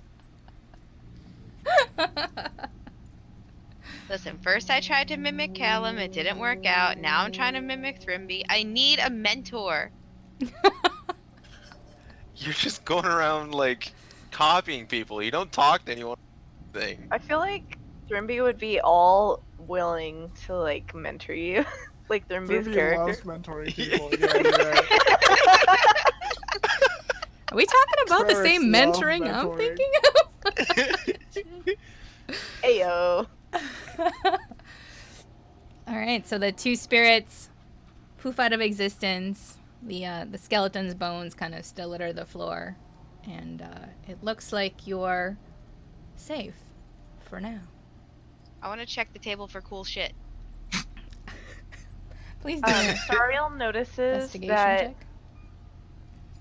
Sorry, I've been wanting to say this for like 5 minutes. Sariel notices that the rugs are not quite centered, so she thinks that something might have happened to this rug, or that there might be a trapdoor or something under it. So she would like to look under the rug. Investigation checks on both, please. I thought you were just gonna be like, so she straightens it and makes them That's what I thought too. That was my first thought. I was like, Sariel really wants to straighten that rug. Wait, Sariel thinks there's something under that rug. That's literally what happened in my head. That's awesome. Sariel's OCD kicks in, and she. Did She my always gonna investigation look fail around. because I'm sorry. I'm sorry. Sariel. No, go ahead. Did my investigation fail because the table's on the rug, so I can't move it? Can we, like, move the table, and can I try again? So you can lift up the rug. The floor just looks. The floor underneath the rug looks the same as the floor everywhere else. I was so sure. Because you're so prepared. But it is. Maybe it's just that there's no cleaning crew for an old crystal tower. That's abandoned with undead. But how did the rug get, like, not centered? It's bothering me. It is a good observation because it does look like everything is haphazardly everywhere, which is a correct observation. Macaria, which part of the table are you investigating? The part with all the stuff right in front of me. This region above this rug that I'm standing on. Does anybody else do any other... Does anybody want to do anything else to the table or around the table that Macaria is Yeah, looking I'd at? like to... Yeah, I want to investigate the skeleton and see if it's like a different kind of skeleton, like a legit or not legit skeleton. Like, define legit skeleton, what? Yeah, you Yeah, like you the- investigate the body and you find his certificate on there. So he Well, if I could find that, that'd be nice. Is he a bona fide skeleton? Oh! Oh god. Oh my god. Oh. We all take psychic damage for that Yeah, one. hold on. Yeah, 1 second. I need to roll something real quick. Yep, that's 4 points.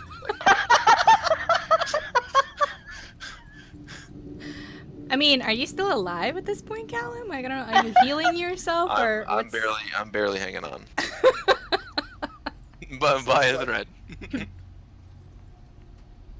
I'd like to check out this document. Thrimby, Not are you here. are you still is your spiritual weapon still active? I don't see why not. Okay. Just hanging out there. Doing its thing. For the whole rest of the minute. Okay. Yeah. Okay, so Makari is kind of looking all over the table. Sariel is looking at this particular orange document. Makaria, you find, amongst all of the papers and books and other sundries, a lot of empty scrolls that look like they were at one point rolled up and then unrolled several times, but they look empty. You see some papers that have drawings of the inkling that you all encountered back in the cavern underneath the Church of Light. Also some drawings, these are rough sketches, and some notes next to them about what they do, and specifically the Arcanamites, the Inklings. There's some other scribbles, look like creatures, but you can't really tell what they are trying to resemble, and there are no notes next to them. You also find a book that is in Elvish. It appears to be written a very nice handwriting, and it do you know Elvish? I know Common, Goblin, Infernal, and Sylvan. Okay. So you can tell that it's in Elvish. It's a pretty small book, but it's there. You also find an invitation to a wedding that happened a few weeks ago, and that's written in Common. And a list of people on another scroll. It's got the names of some people you recognize, like Carabi, Uthmara, and Nora are the 3 names on there. I put the list, the book, and the invitation in my backpack.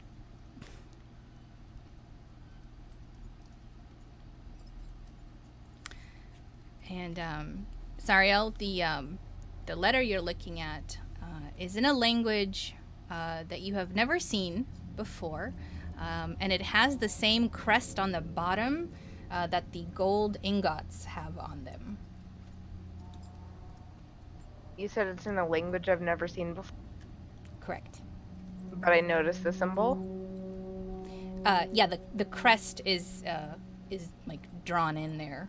It Right, looks like. I take that and I put it in my pack, and then with my mage hand, I just want to pick up this set of keys that's over here on this end of the table, and just have my mage hand bring that to me. Is that okay? Yes, and you can put the Gagalo keys in your pack as well. Unless you're just looking at it. Gagalo? Yeah, I want to take them just in case we run into anything that's locked that I can like try to unlock. That'd be. It is. How do you spell Gagalo? Gaggale. I don't know. I'm trying to think. Oh, like not a ring of keys, but I forget. There's like a word that I. Had Oh, in a my gaggle head. of keys, like a gaggle of geese or something. Yeah. I was like, I can't think of the word that I had in my mind right when you asked me. Like, just slipped right out. But A caboodle of keys. caboodle keys.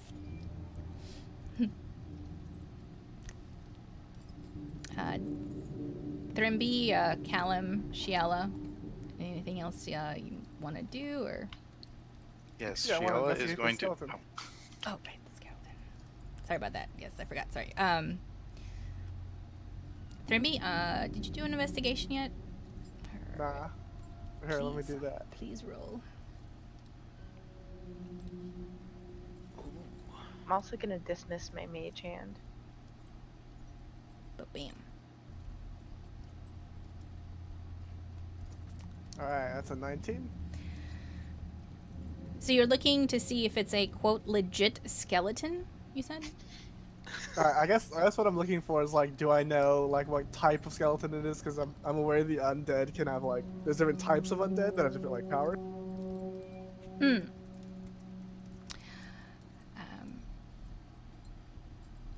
So as you look at the bones of the skeleton, you notice that now that the green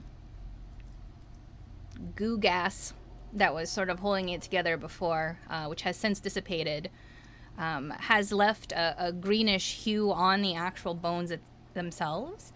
But like if you were to touch the bones, they feel just like regular bones you might find in a skeleton that has not like been decomposing or anything like that. So it feels very much magical in a sense, but very real at the same time.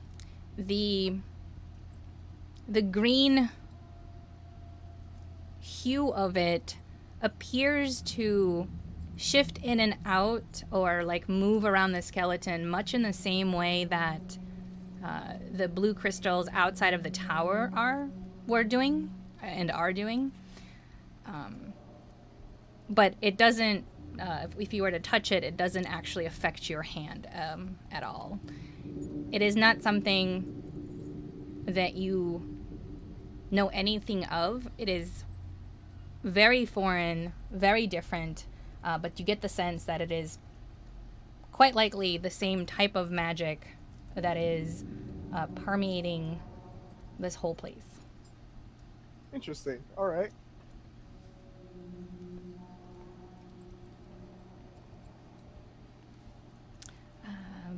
I noticed something else.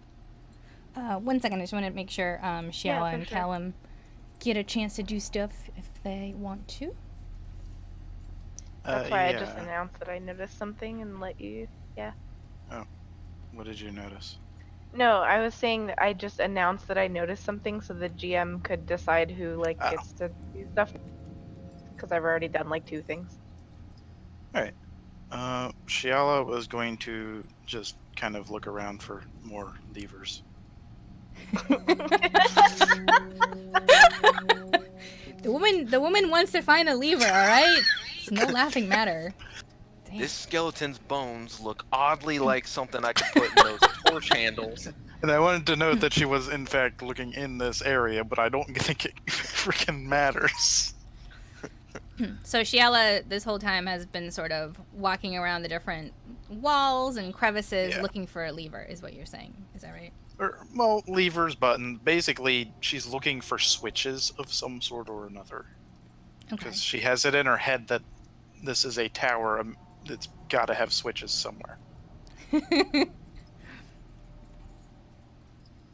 As you look around, you don't notice anything out of the ordinary, and even if maybe there was a stone that looked odd or more raised than others, or maybe there was a nook and cranny that you could fit a hand through, there's just nothing that you can see that would look like a mechanism of any kind. Shiala sighs and is disappointed. Breaking her heart, I'm so sorry. Callum, is there anything you'd like to do? Yeah. Because a thought just occurred to me. Callum is gonna walk back towards that little room. And he's gonna stand at the mouth of the entrance to this little room and just sit there and think, why does this little room need this many torches?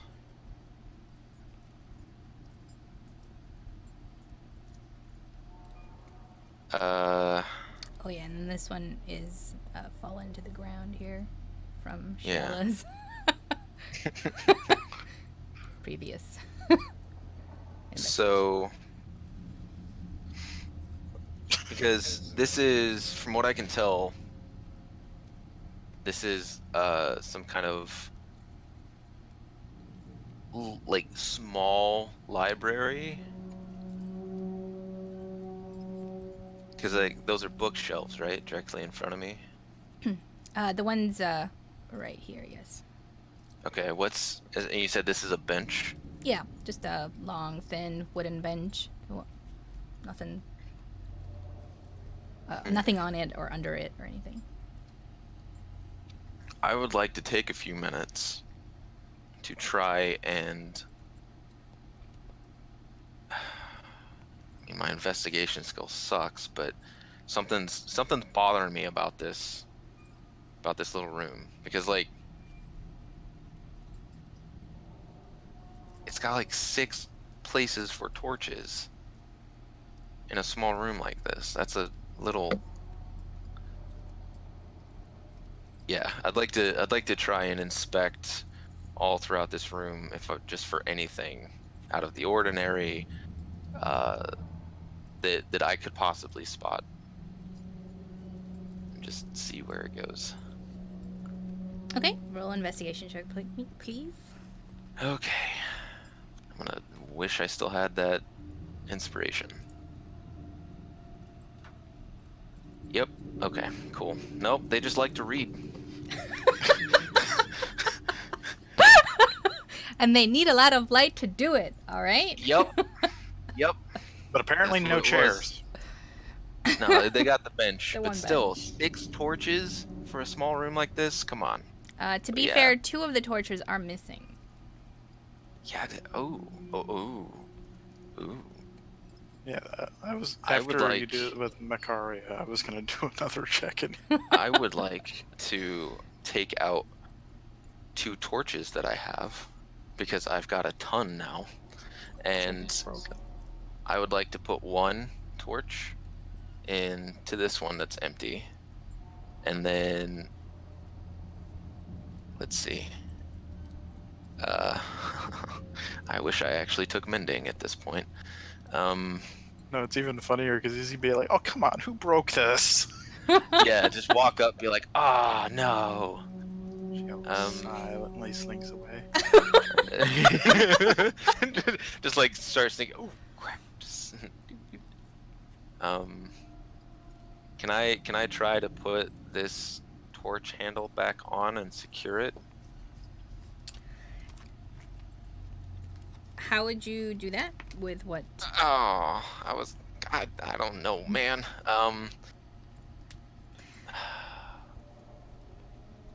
Does it have Is there like holes? Like what does the wall look like after it was kind of broken off? It looks like it was adhered with some nails, but the hole in the wall is just a little. It's just really large now, and kind of got loosened. Like the dirt between the stones and everything is just a bigger hole there, basically. Huh. Let me see. Would I And possibly? did you say that did you put a lit torch or an unlit torch in the other side? Unlit. Unlit. Let me see. Sorry, I'm looking at the wording of mold earth to see if I can do something. On the ground. Come on. I don't think this actually fixes anything like that. So, would I possibly be able to maybe take like a section of rope and try to kind of fasten it back to the wall?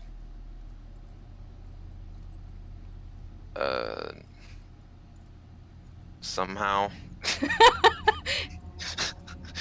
If you tell me this somehow. I got as far as rope. Crap. All right, this is where I'm gonna go out on a limb and get a little gray with the mold earth wording. You threw some water on it? Is that what... No. Could I, because mold earth, let me see if I can link it real quick. Okay. I want to try and mold the earth back together, I guess. Kind of put the thing up there and then try to strengthen the earth around it by kind of molding it back in place. But obviously the wording for this is a little less like you get to, do what I was thinking, and it's more like you get to excavate stuff, or you can cause shapes, colors, or both to appear, spell out words, create images, make difficult terrain regular terrain, that kind of stuff. This is where I'm trying to get a little gray with the actual ruling of what mold earth is and try to finesse it, I guess. Yeah, so I could see you being able to take some of the dirt between some of the other stones in a different section of the wall, bringing it here and molding it around the nails so that it sticks back into place. That works for me. Awesome. Then I will do that. And it does say he can manipulate stone too, not just dirt, just so you know. Yeah. Oh, cool. But I'll do that, and I'll adhere the sconce back onto the wall, and then put a torch in it. Does anything happen? You now have 6 torches in the wall. Awesome. Perfect. That's what I was hoping for. Rehab addict thanks you. Okay. This is where I'm gonna get a little weird. No. Because I'm wondering if Are you gonna yell out Iron Brand? Yeah. Hey, I'm nothing wondering. about that? I'm wondering if maybe I have to light the torches in a certain order. Crap. Can I make a quick check of any books that are in the bookshelf or anything in my immediate area that deals with some shape that has 6 kind of points or 6 lines? Anything like that? Please do an investigation check. And while that's happening, and you're, Yes, please. Wait. Please. and you're fixing all of that, Sariel, you said you noticed something. I noticed 2 things now. Do I hear him wondering about symbols and stuff? Please say that you say that out loud, like really loud. He's. Shiela is in fact in the room with him now. He's mumbling to himself. It's not quite. Because I get what you're wanting. Loudly claim, man, I wish I knew what this document said. It has the Ashwin symbol on it. All right. Well, I get what you're trying to do, but Callum's not just gonna be like, "Wow, I wonder if these torches make a symbol." Okay, So whatever. he's mumbling to himself. If Shiala possibly hears it and relays the message, then I'm, maybe, but he's not gonna start screaming. I also think some of these items or some of these actions are happening quasi simultaneously, right? Like Callum is in this room trying to figure out the torch thing. Makaria and Sariel were looking at the table, looking at things, and that takes a bit, right? Like you're gonna look at things and try to figure it out. Shiala's been going around looking at all the nooks and crannies and touching things. So like all of that is sort of kind of happening in the same space-time continuum, as it were.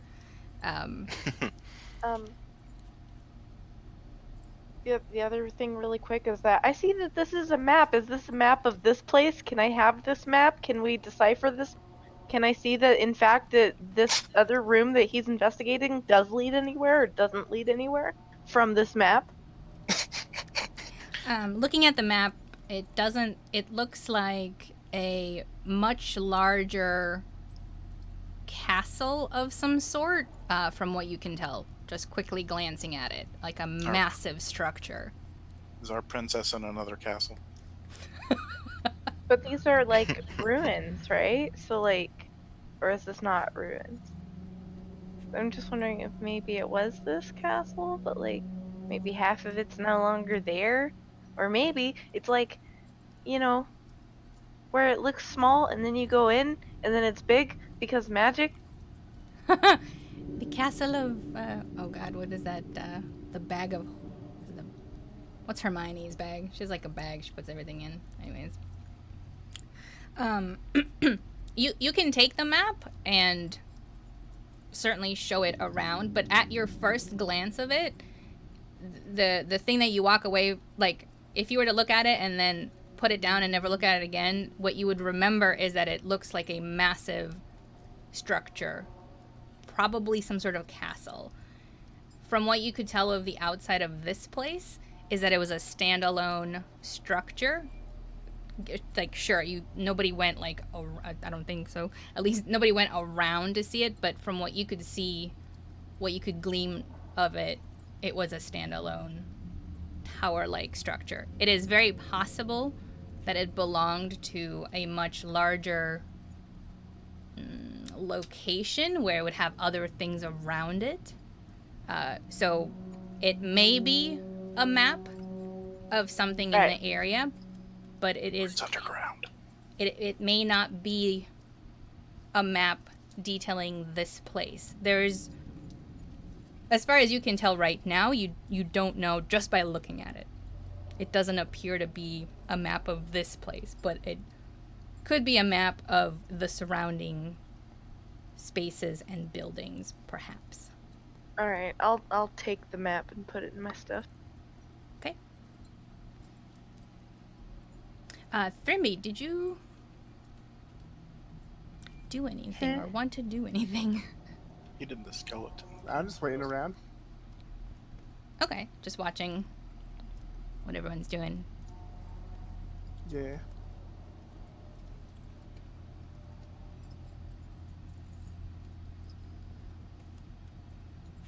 So back to Callum. Makaria, you mean the like this little like pinkish key here that you want to take? It's yes. a lady key because it's pink. Unlike the other keys that were there before, that one is much larger. It does look like it would fit one of those locks as well, specifically. One of the locks that's on the table? Mm-hmm. Can I try it in the locks and see which one it fits? You can. It fits the brown lock. I would like to take both. Okay. You can put those in your bag. I'm gonna lock somebody in a closet. Shit. Oh, What have I Thrimble! done? What have I done?